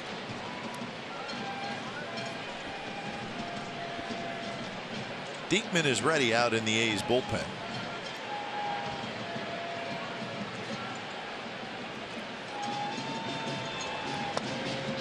And that's a strike.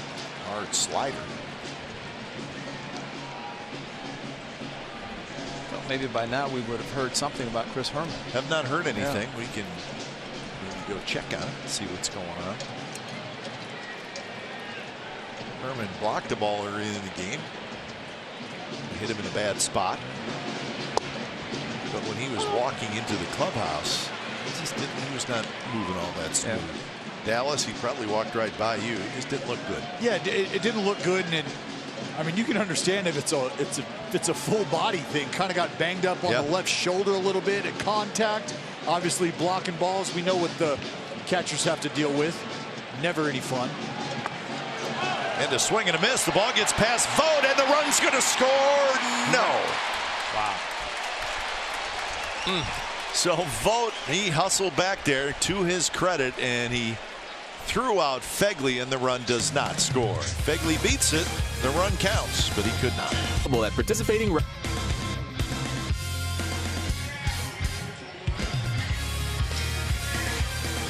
So it is a 4-3 A's lead. It is the top of the 7th inning. Bob Melvin, for the first time today, goes to the bullpen. Oh boy. Oh boy, Ray. That's the trophy. I have to say, I don't know if this is a little foreshadowing. I'm not quite sure, but they said it right next to me. Here, I'm not arguing. Still got a lot of ball game left here. Tight ball game. It's been a great series, shortened series. Just a hunch, right? Just saying.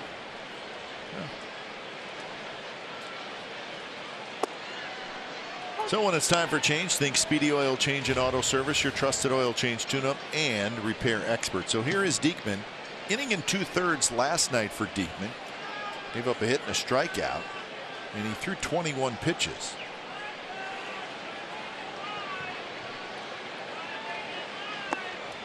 Bob Melvin says, I need you again today. Diekman, Buchter, Puck, all 3 lefties pitched last night. So did Petit and Trevino. For Brett Anderson, solid start. 6 hits, 3 runs in 6 innings on 91 pitches. What do they call that? A quality start? Yeah, it's a QS. Yeah, that's 6 and 3. It's only a 4.5 ERA. Brett Anderson trying to get his 11th win. That would tie a career high. Well, he's going to have to get 9 outs out of the bullpen, and started with Jake Diekman.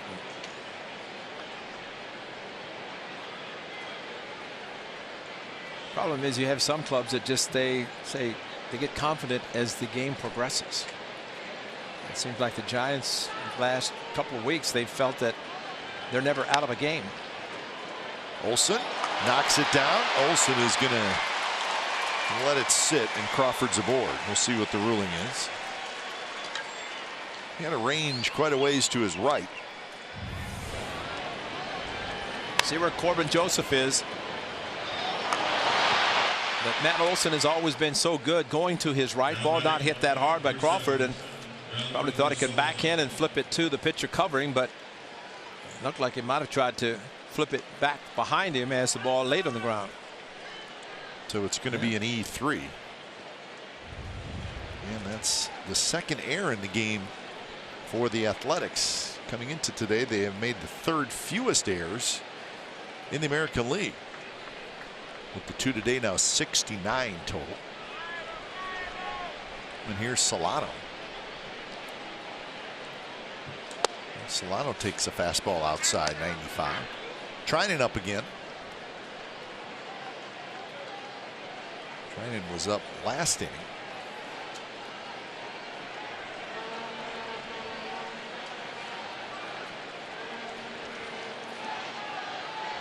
Solano has 3 hits. And Diekman might be in for 3 batters. Basically, Crawford, Solano, and then Yastrzemski. 2 of the 3 are lefties, and then you've got some righties coming up. Yeah, 4 in a row after that. And after pitching in the amount of time he did last night, probably Bob Melvin asked him, can you give me 2 or 3 outs, or maybe 3 batters or so? And the time of the year you do that. Now the count is 3-0 to Donovan Solano. And the problem, if he puts him on, you might see Yastrzemski, the lefty, sacrifice. Something that is unusual to see today, but lefty on lefty might be the case. And that one poured in there for a strike. So now it's 3-1.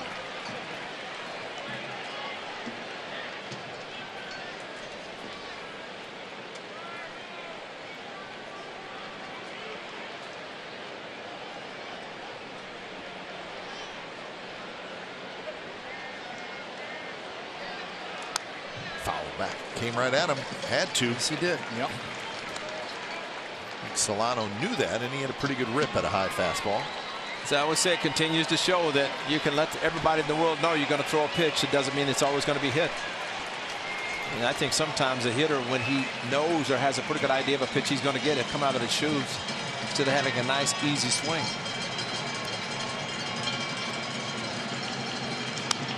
And sliced down the right field line, foul. So the count remains full. Him and Brett Anderson threw Posey a curveball and struck him out the last at bat. That was pretty impressive on 3-2. Diekman challenged Salon on the first 3-2.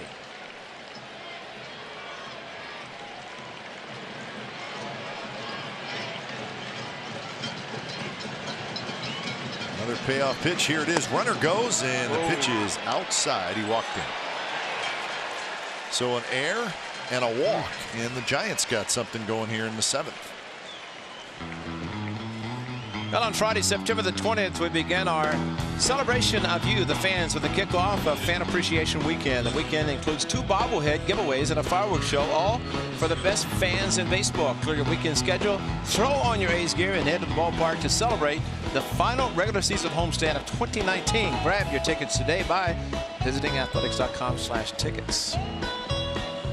Man, it's hard to believe we're talking about the end of the season, huh? But that's Not what ready for that yet. No, that's what happens when you play solid baseball, man. Every day just goes quickly. But you know, the interesting thing, I don't know if Fegley thought the pitch was a strike enough that he was going to throw to second. But that's always dangerous. You always ask for that quick call from an umpire, so you don't throw in the event it is a ball and you throw a ball into center field. Fortunately, Mark Cannon has not played a lot of center before this year. Was breaking in the event the ball eluded Simeon. Well, let's see if he indeed bunts, Ray, which you thought he may. We'll see. Yastrzemski is the hitter. He's walked and grounded out twice. Chapman in, Olsen in.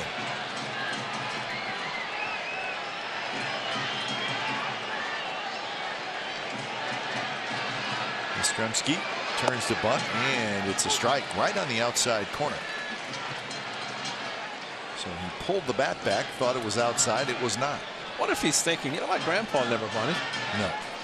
Kyle Yastrzemski did not bunt, although we don't know that for stat factual. Yeah, but my guess, I was never back there and saw him sacrifice. It was usually a rope.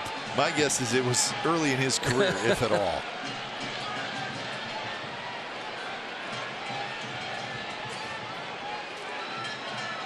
And he squares again and pulls it back again, and this time it's outside.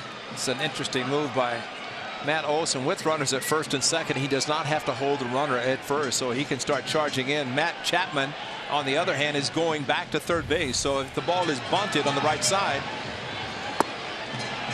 Well, that's it. You see Ole creeping over, and the object is for Olson, a great throwing first baseman, probably going to just backhand that ball and shoot it on over to Matt Chapman if he's in position to do so.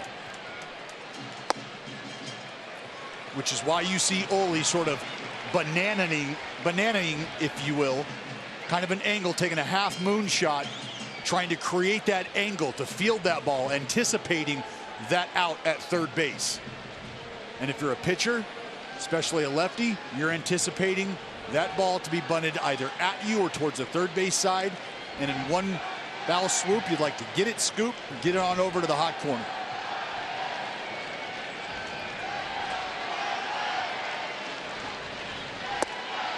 Well, now it's 3-1. So this has made things interesting. Yastrzemski's been bunting the entire at bat. And they're all breaking balls, all sliders.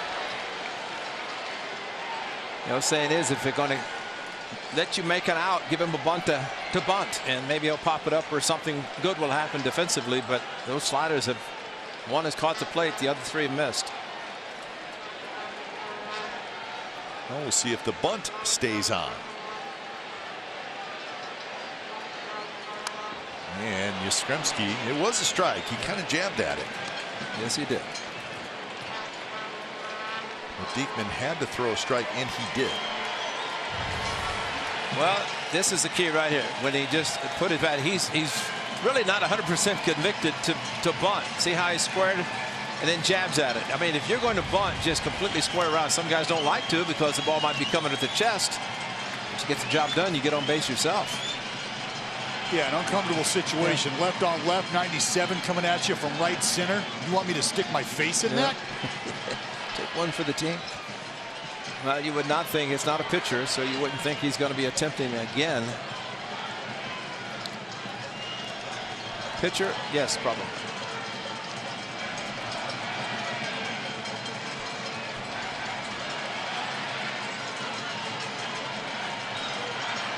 3-2 pitch, and it hit him.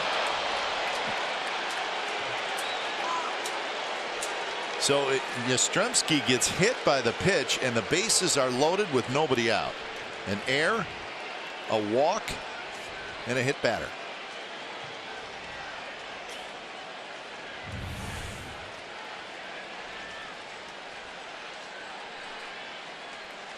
It hit his hand or the knob?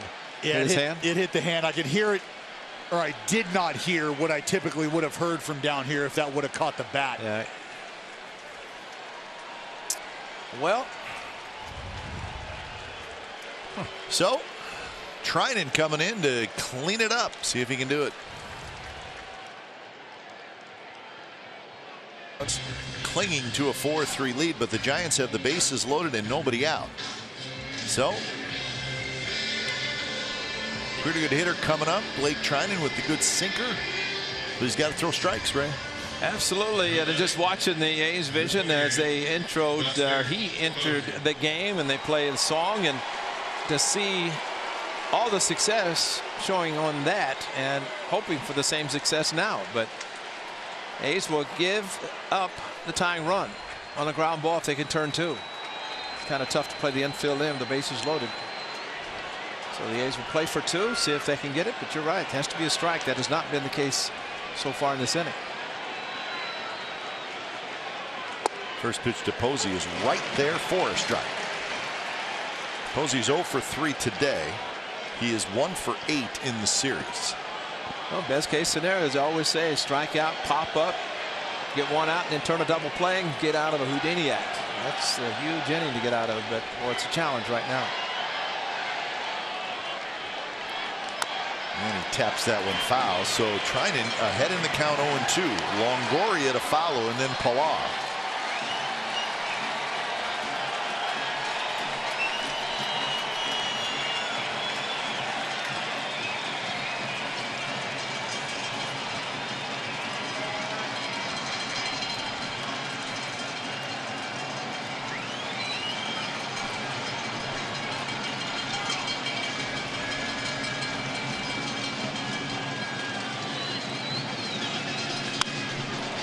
Ripped foul. So that was that fastball that it didn't have quite as much sink to it, and Posey got out in front.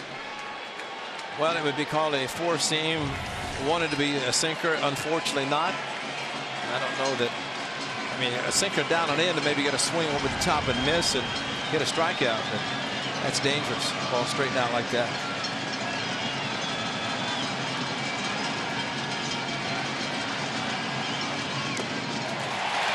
Posey just got a piece of it, and I mean just got a piece of it. Well, they're trying to flatten that fastball out, turn it into that four-seamer so they can get that thing up. The difference is that ball is not up, and with Treinen's release point, it's going to continue to let gravity work with it as well. Going to bore down on these righties.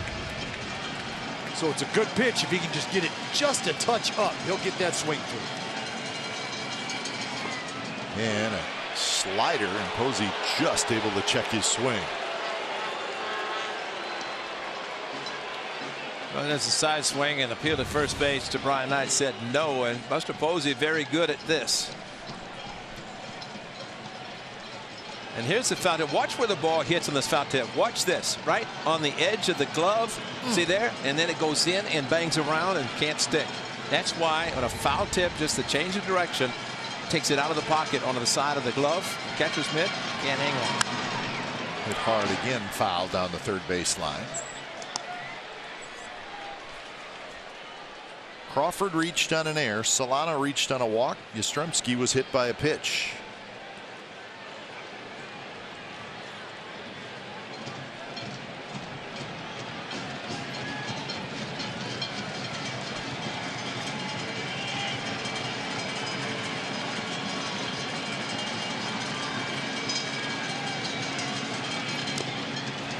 Again, Posey swinging late and just able to stay alive. Well, throughout the career of Buster Posey, he's been a power hitter. A lot of opposite field home runs. And really, it's kind of strange to see someone who has the ability to drive the ball, be able to protect and foul pitches, and he's just fouling them, trying to get a good pitch to hit. Starting to be about 0-2, and a lot of pitches in this at bat that Trinan has thrown him.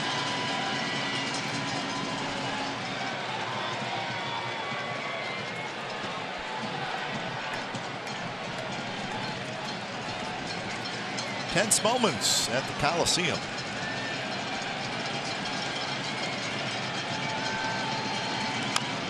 And another foul ball. This one hit softly past Ron Wotus, the third base coach. Well, and I think you can see why Blake Trinan at times can get frustrated in this at bat. He's done a good job of executing down. Buster has done a, I guess, even better job of continuing to fight him off there, which is why if he's able to get that pitch up, change the eye level, the velocity is there, he'll be able to beat Buster to that spot. 1-2, and somehow Posey got a piece of that. I have no idea how. This 0-2 has turned into the 10th pitch coming up. I mean, this is probably the ultimate in the foul ball, a check swing foul ball. He didn't go through his same type of swing on the check swing that was called a ball.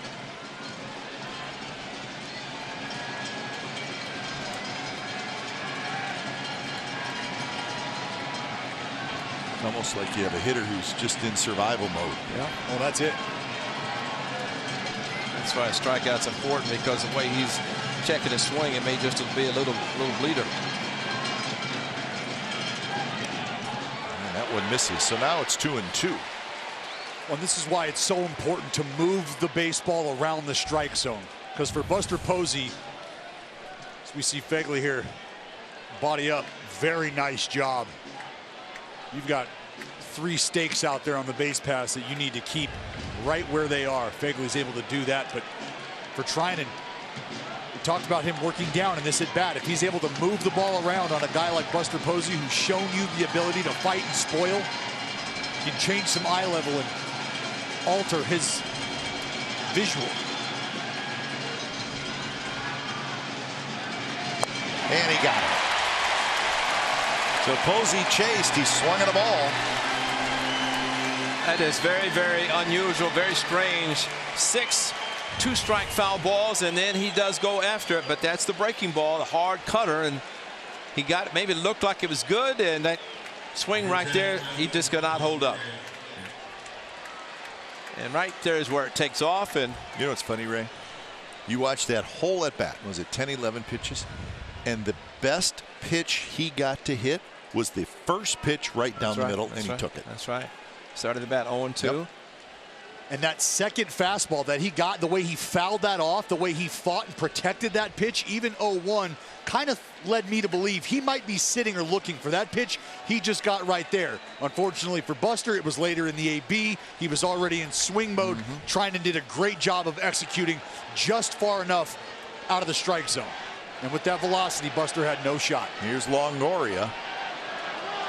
And what, after a bat like that, this is where a pitcher has to regroup, because he starts all over. Bases are still loaded. Have a very good hitter at the plate. Now get the ground ball.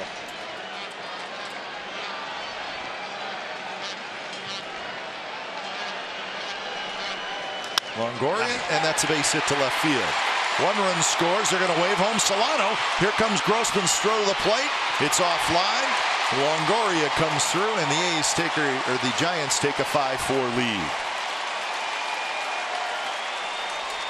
Longoria did go after the first pitch. Well, for a guy who's just been through a very heated battle, got to think Longoria's probably hunting this fastball. Figured he's trying to get ahead early. And that's just a veteran approach for Longoria, taking advantage of a pitch up, but frankly a situation he knew Blake Trinan's got to come into the strike zone. And a guy who can cover the inside part of the plate. Longo just keeps the hands through. Very pro approach. Longoria has 5 RBIs in this series. And here's Pilar. 2 on, 1 out. And runners take off. Throw to third, and he is out. Yastrzemski trying to steal third, and he's thrown out. The back runner Longoria gets to second base. Wow, this is unbelievable. Great play by Josh Phegley going behind the runner Pilar. And you have to do that. Pilar stood his ground, which he is allowed to do. And another great play at third base by Matt Chapman, going, taking it, and then taking the hard slide, hanging onto the baseball. But that is a tremendous play by both Phegley and Matt Chapman.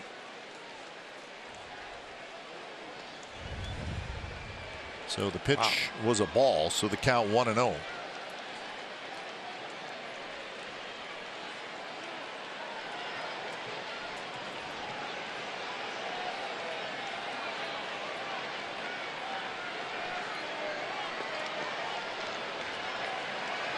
Pilar is 1 for 3. He doubled and scored in the second.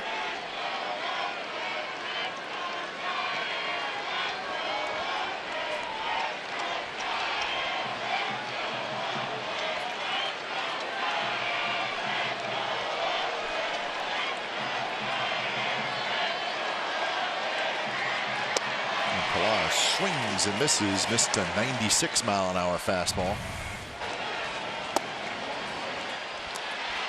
You see what Pilar did there? And that's why Phegley made such a very good play, because Pilar, you're allowed to stand there. He did not duck. He did not do anything. So Phegley had to catch it, throw behind him, and complete the caught stealing.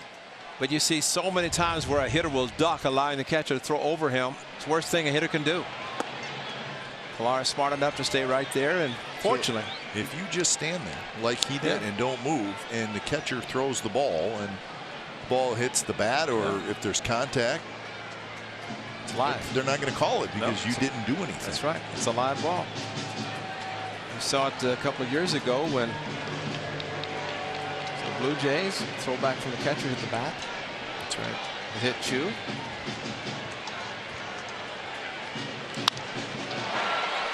Nice play. Joseph gets up his throw to first, and it got him. Heck of a play by Corbin Joseph. Takes a hit away from Pilar and saves a run. The Giants may want to just glance at it.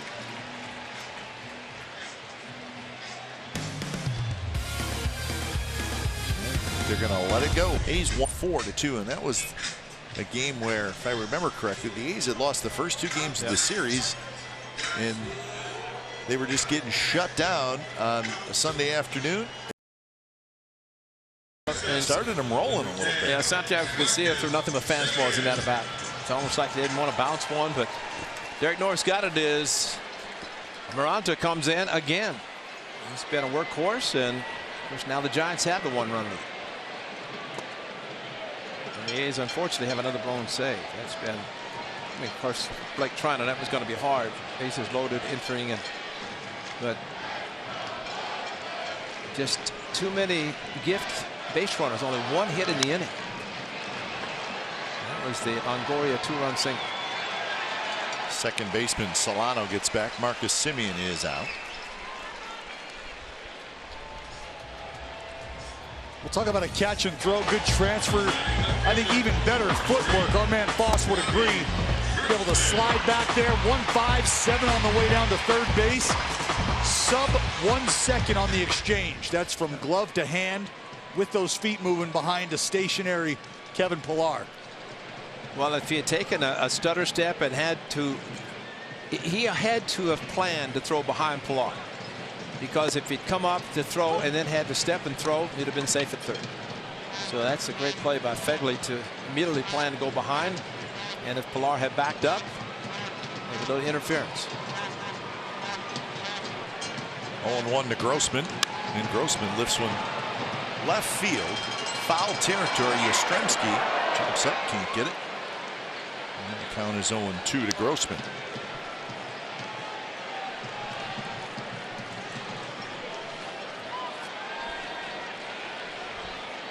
Don't know if it'll work for Bruce Bochy, but he has it set up the way he wants as far as his bullpen goes. He wants to go Maranta in the 7th, Watson in the 8th, Smith in the 9th. Doesn't always work out that way. And that's a swing and a miss. Flip to first. Grossman's out, and that's 2 outs. Well, the biggest play for the Giants so far might have been the strikeout of Fegley and Vogt throwing him out. That's true. And because the run was at third and would have scored, but the out at first base to get it back.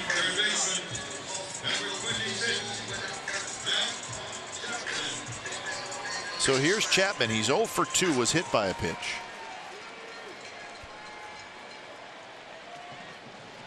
So 2 for 6 in the series, and the first pitch is a good slider from Maranta for a strike.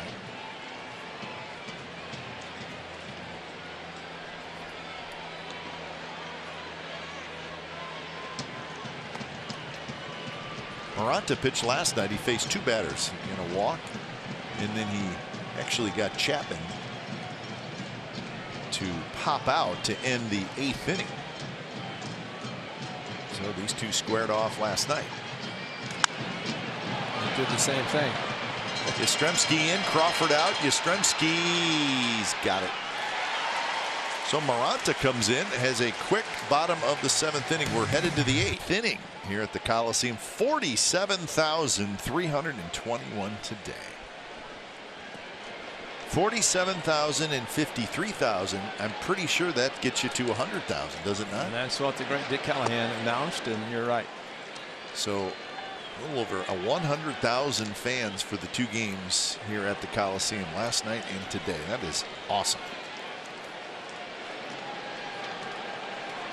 Trying back to work. Trying needs to keep it at 1, and he has a chance.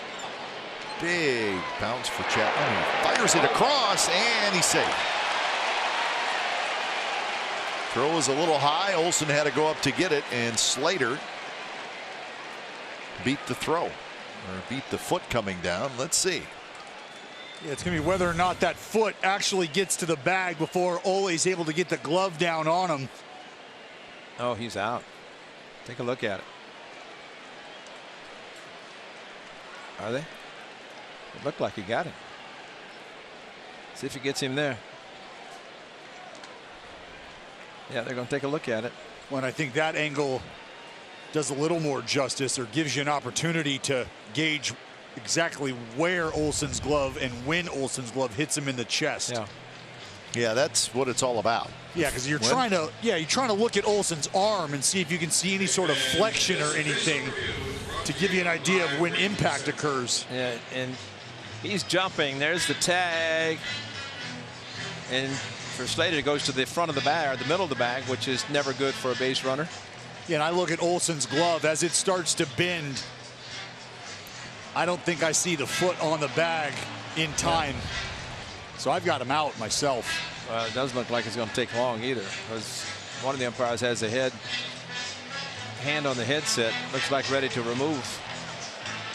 Yeah. He's out. And he's out. Yep. Fortunately, because Matt Chapman took a lot of time. What's unusual, but what a great play by Matt Olson to come down and make the tag right there, and Bob Melvin's going to the mound.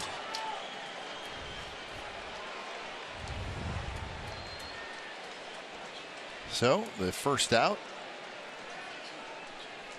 And we got a pitching change. When it's time for change, think Speedy Oil Change and Auto Service, your trusted oil change, tune-up, and repair experts. Is to face Vogt. We know what happened last night. That was in the 8th inning, and this is the 8th inning. And that one sends Vogt to the ground, and Vogt's not happy.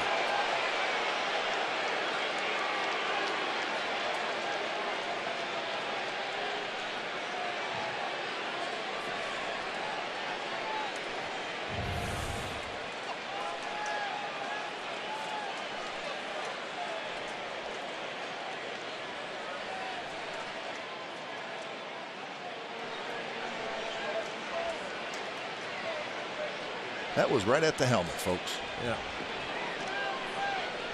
I was just going to say the key in the at-bat last night for Stephen Vogt was Booker fell behind.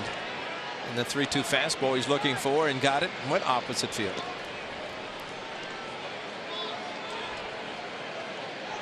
So 2-0 the count.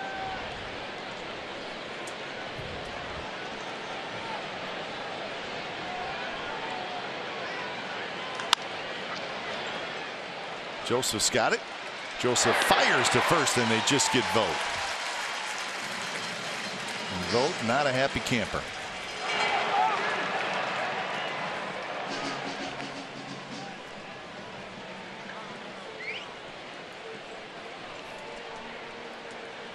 Well, I think if you're trying to understand or interpret the exchange here, obviously you go back to last night, think about the long ball.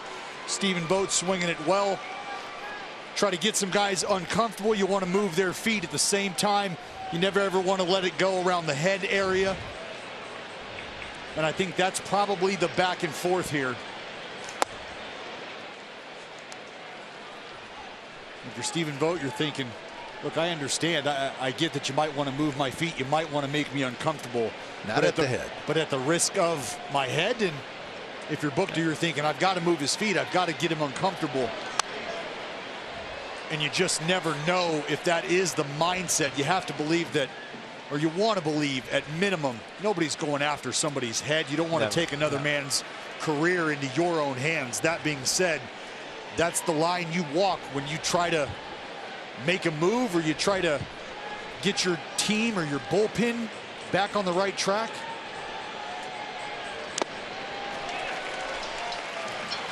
Well, I'm pretty sure Stephen Vogt, when he hit the home run, put his head down and ran around the bases. I don't think there was any pimping or bat flipping or anything like that. No, and we all know how much Stephen Vogt is loved and revered here in Oakland.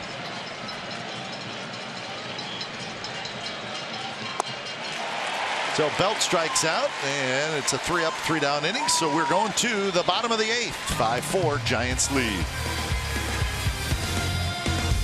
Local Toyota, Giants 4-6-2 for the A's. The rookie Logan Webb knocked out in the 5th inning. Brett Anderson pitched well. 3 runs, 6 hits in 6 innings. Canna, big day. A couple of home runs.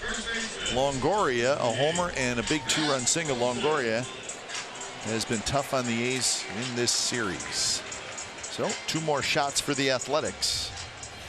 And it'll be Tony Watson, the veteran left-hander, coming in.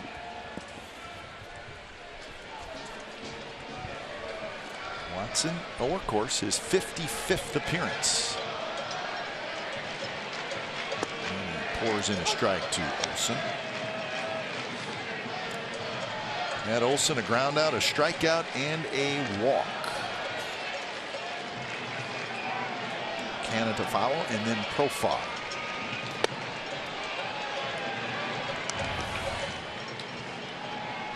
Well, there you go, Stephen Vogt trying to put some answers to some questions he's probably got. Right on the corner, 1-2.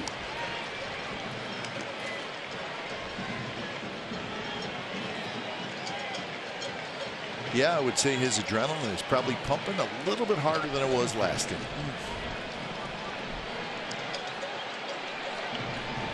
Foul straight back. Good swing by Olsen.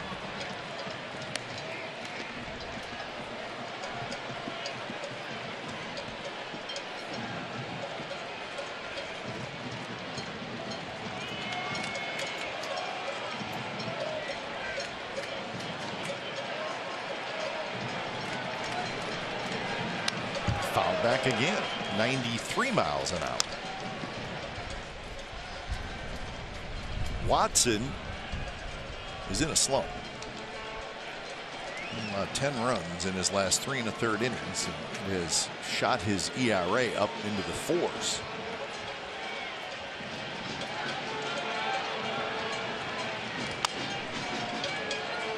Olsen putting together a good battle against the veteran left-hander. That's it. See, they try to tie him up and go up with the fastballs. As you see the Aussie getting cranking Liam Hendricks. He took off his white sleeve. Another foul ball. Man after your own heart, Dallas. That's right. He had his sleeve on. Deception.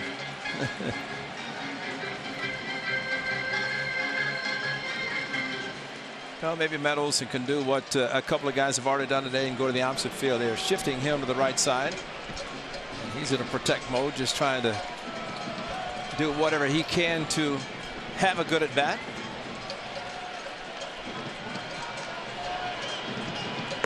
Missed inside. So now it's 2-2.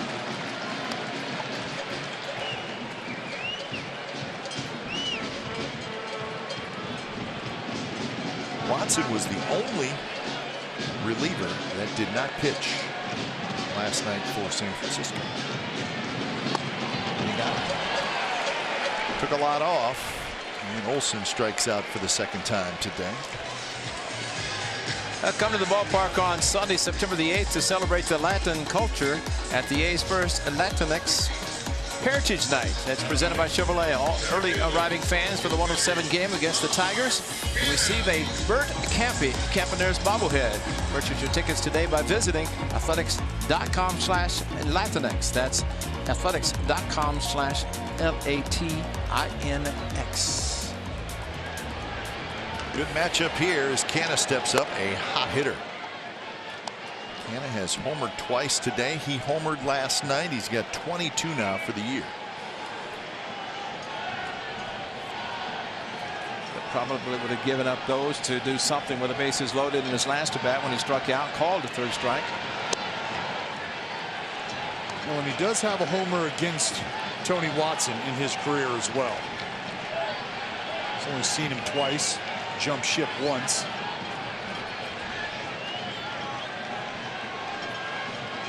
And a 2-0 count.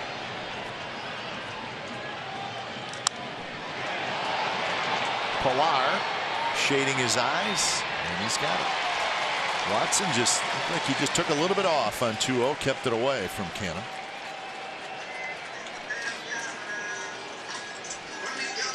And that'll bring up Profile. Well, not a bad idea for the lefty. 2-0, what we consider a triple count. Mark Canna's been bludgeoning the baseball. So instead of just laying it right back in there anywhere 90 to 93, he said take a little off, maybe sink it to the arm side just a touch. BP fastball. That's it. Dead fish.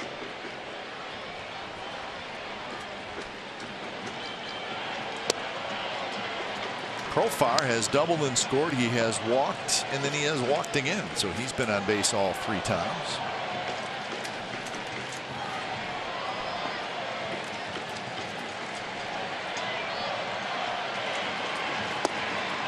And that's a strike on the inside corner. Profar had a couple of walks in last night's game, so he's been all over the bases in this 2-game series.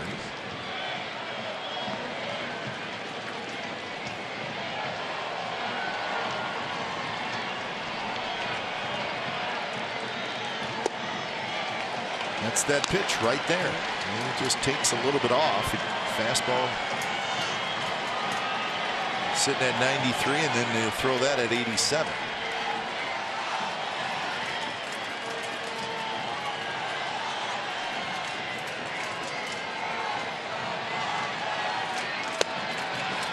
Close, but at 95 outside.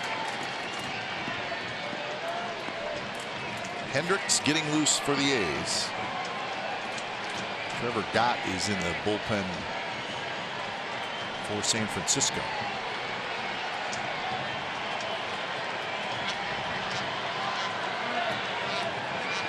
Got him swinging. So off-speed pitch. Tony Watson, a 3-up, 3-down inning with a couple of strikeouts. 9th inning coming up. Giants 5, A's 4. Watch it on TV. It will be on the MLB Network. So a 4-game set in Kansas City starting tomorrow night. Homer Bailey goes back and faces his old team. There's the trophy. Who's going to get it? We shall see. Looks good. Liam Hendricks takes over here in the top of the 9th inning. He is pitcher number 5 in the game.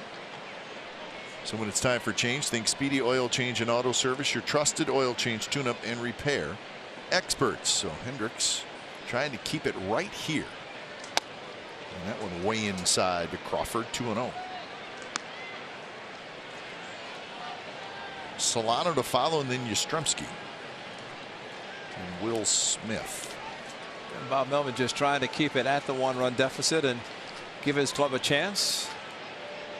Liam Hendricks in the 9th inning. No save opportunity for him anyway. And that one is hooked foul. And a nice play down there, protecting the relief pitcher. That is your job. And how about this?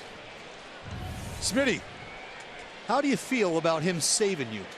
I love it. Yeah. Hey, we appreciate it.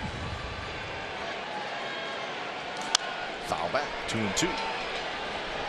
He actually thought he was on a football field and saying touchdown.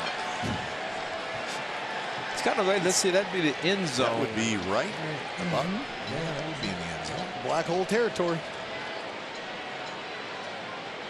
Yeah, they get to change this over for a football game.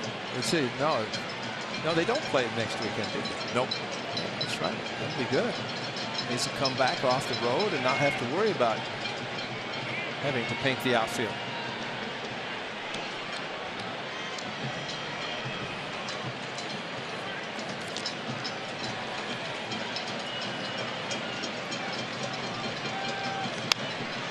Grounded toward Olsen, who's got it.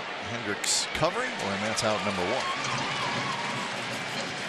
Well, that's an unfortunate way the 7th inning started for the Athletics, and good for the Giants. It started with an error, a walk, and a hit batter to load the bases. Only 1 hit in the inning, and that was a big 2-run single by Longoria, and that's the difference in the game.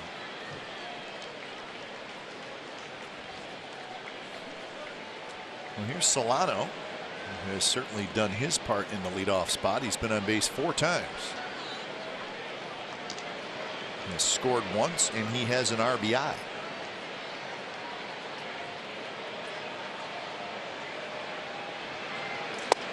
Good pitch there, right on the corner. In the bottom of the 9th, against that guy, Smith, the A's will have Joseph, Pinder, Fegley. And if anybody gets on, then you go to the top of the order, Simeon and Grossman. And if you're looking at, because Smith is left-handed, you do have Davis and Piscotty on the bench.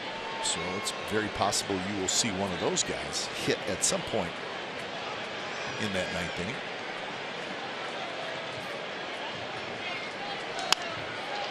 Canna coming in. Mark Canna still coming in, and he dives. It pops out of his glove. Solano hustling for second, and he's going to slide in there, and he's going to have a double.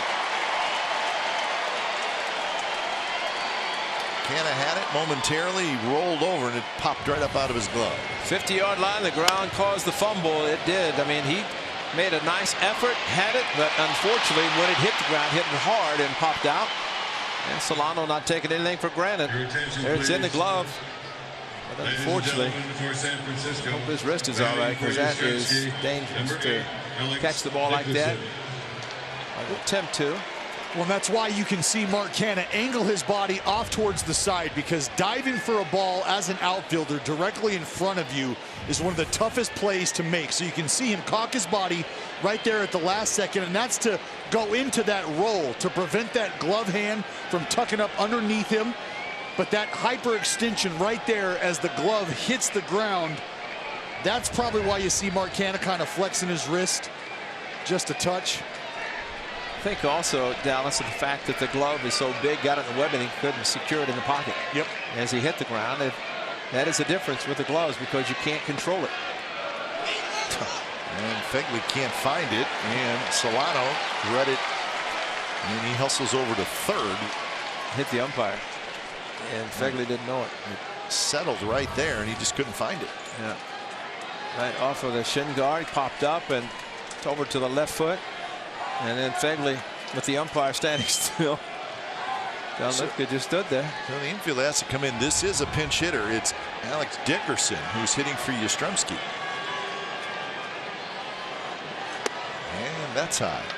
So Yastrzemski, also a left-handed hitter. I wonder if there's something wrong with him. Yeah. He got tangled up a little bit over at third base with Chapman on that unsuccessful steal attempt.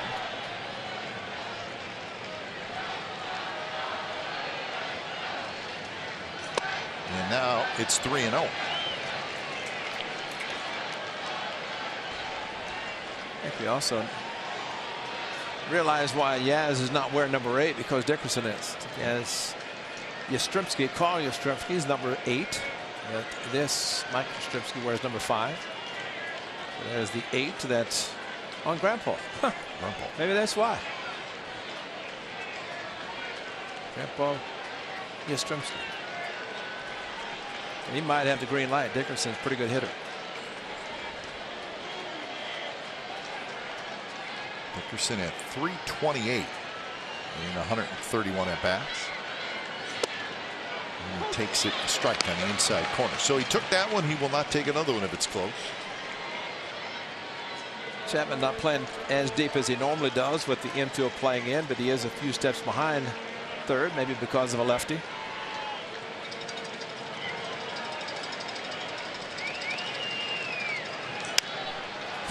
A little pop-up, Chapman going back, and Chapman grabs it.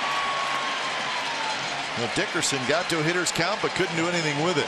There's that high-octane velocity from Liam Hendricks. You can just see pre-pitch Chapman is ready to roll as soon as that ball crosses home plate. As soon as he sees the swing, boom, he's ready to rock. Tracking the ball the entire way, never once took his eye off of it. And at times you'll see guys try to check where they're at, look back up. That ball can start to bounce as you try to pick it up. There's a lot that man does we take for granted. And have to wonder, by playing a few steps deep at third base, if that helped him get to the ball quicker instead of being even with the bag as everybody else. And that's his ability to play deeper than most, if not all infielders, whenever the infield's playing in. So he's able to take and a bat away from Dickerson. So 2 outs. Posey is the hitter.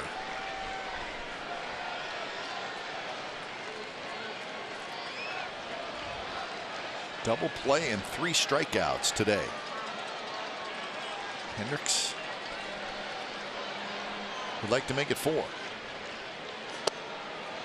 And now it's 2-0. 98 miles an hour.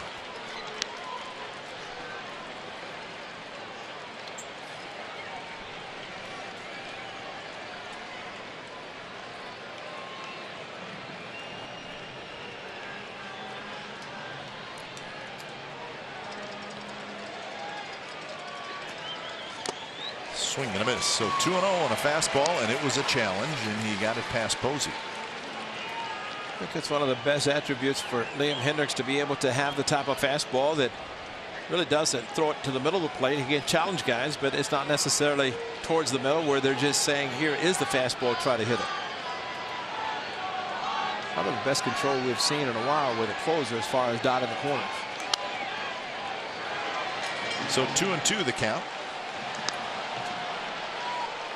When Liam's got that good ride on the heater, kind of holds its plane that way. If he's able to elevate and get it up, you see a lot of guys trying to meet that ball at a certain angle. Liam's shown the ability to expand up in the strike zone just high enough to make it tantalizing, looking for that swing and miss. And he threw him a 2-2 slider, and Posey waved at it. Posey has struck out 4 times in the game today. So runner stranded at third. Last shot for the A's. Bottom of the 9th coming up. Play of the day brought to you by your California Ford dealers. How about this? The reunion of the 1989 World Series champion Oakland Athletics. Dave Stewart, Ricky Henderson, of course, there. Dave Campbell making the announcement that Dave Stewart's number 34 will be retired next year. And his teammates all applauding, rightfully so, and Stu throwing out the first pitch too. Terry Steinbach and the players taking a team picture in front of the World Championship Trophy 1989. And so there's the ring presented by the Haas family. 89 World Series Championship. The unfortunate thing, the earthquake that occurred following game, or right before Game 3, did resume after about 10 days, and the A's continued and swept the Giants. So here's the A's last shot. They'll send up Chris Davis, pinch hitting for Joseph against Will Smith. The first pitch, it was a strike. Smith pitched last night. It was not a save situation. He threw 15 pitches. He's got 29 saves. He's got 4 blown saves. They always say you have someone on the bench to pinch hit. You try to figure out where. Well, this is it, because Pinder, good hitter against lefties. Fegley has to stay in the game, no other catcher, and go to the back of the top of the batting order. But Chris Davis trying to get the A's tied. Crawford scoops it up. Crawford fires across, 1 out.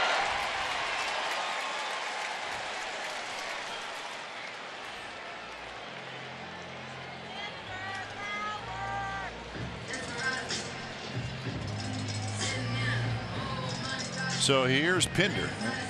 Dickerson remains in the game in left field for Yastrzemski.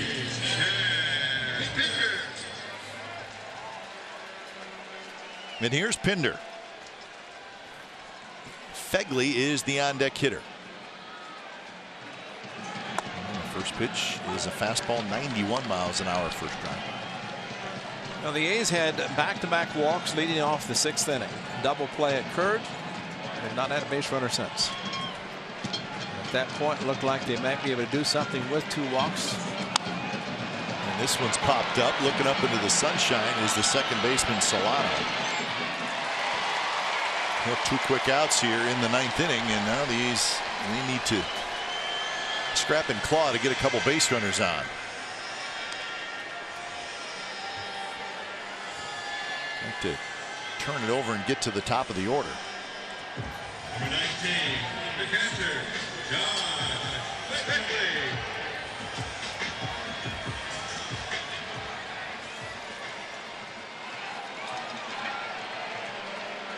So Fegley steps up. He's 0 for 3. And the first pitch just a little bit outside.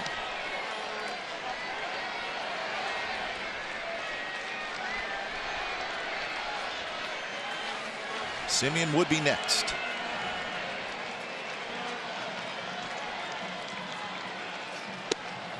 That one eased in there for a strike.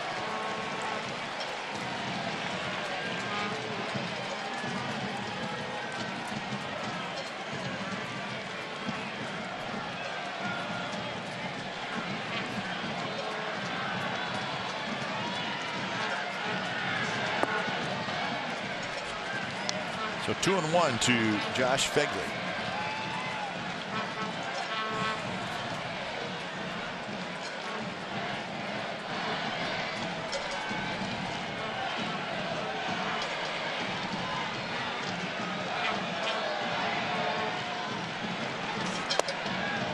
Missed.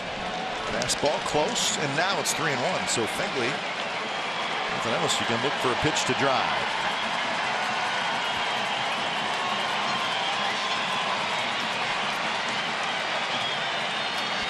Field pretty straight away.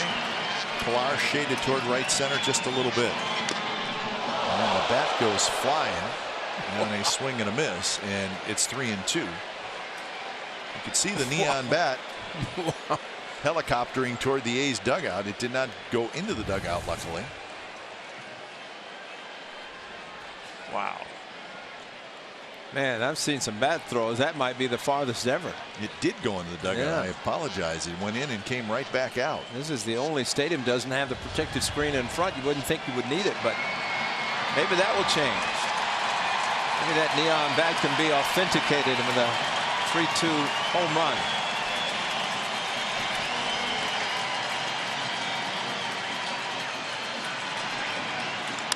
And that's a base hit center field. So heck of an at bat for Fegley. He does what he needs to do, and he's going to try for 2.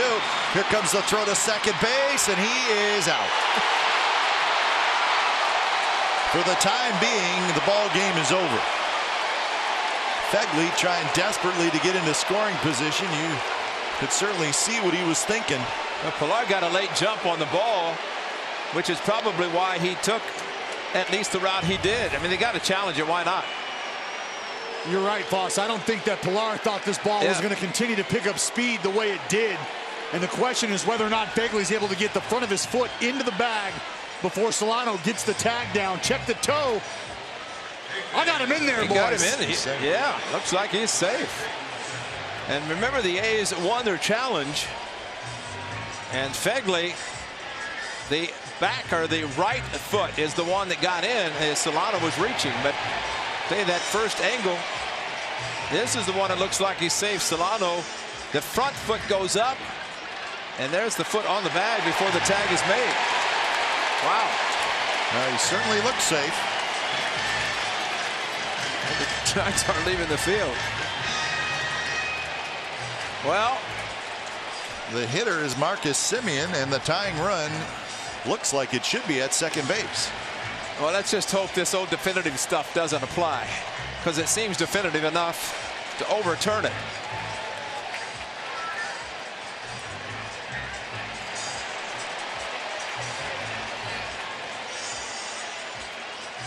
And he's safe.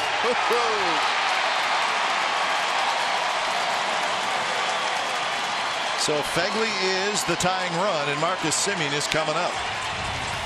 Well, there's a great slide by Semien, and Solano kind of backpedaling a little bit. Fegley pointed the bag that he got his foot in, and it is Pat Holbrook making the call. Maybe he has a flight to catch, so he wanted to make the call. And so Fegley, and you know, Dallas, it seemed like Pilar just did not get to the ball as quickly as he probably normally should have or would have. First pitch to Marcus Semien is a fastball inside. So now it's all you need is a blue pit. Now Fegley can get a big lead off second base, and love to have the big Marine try to send him if the ball is into the outfield. Roll foul toward the A's dugout. So the count even at 1-1.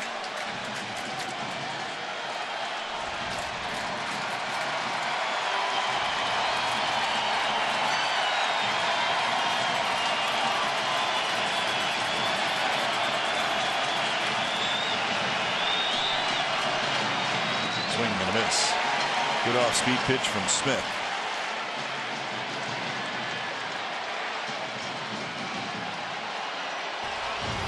The same arm speed from the lefty on the slid row down. Try to see him up here for Simi.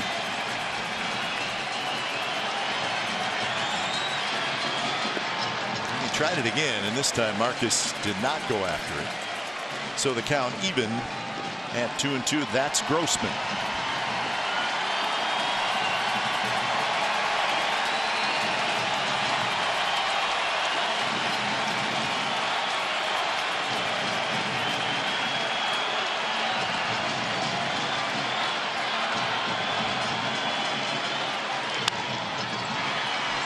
Crawford handles a tough hop to throw in time, and that's the ball game.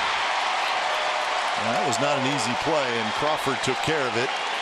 So the A's threaten, but come up short in the bottom of the ninth, and the Giants come to the Coliseum and win both games, and they will take home the Bridge Trophy here in 2019. Time of game was 3 hours and 2 minutes. The attendance 47,321. Final score this afternoon from the Coliseum: the Giants 5 and the Athletics 4. Time now for A's Post-Game Live. It's brought to you by Toyota. Let's head out to the treehouse where Brody Brazil is standing by.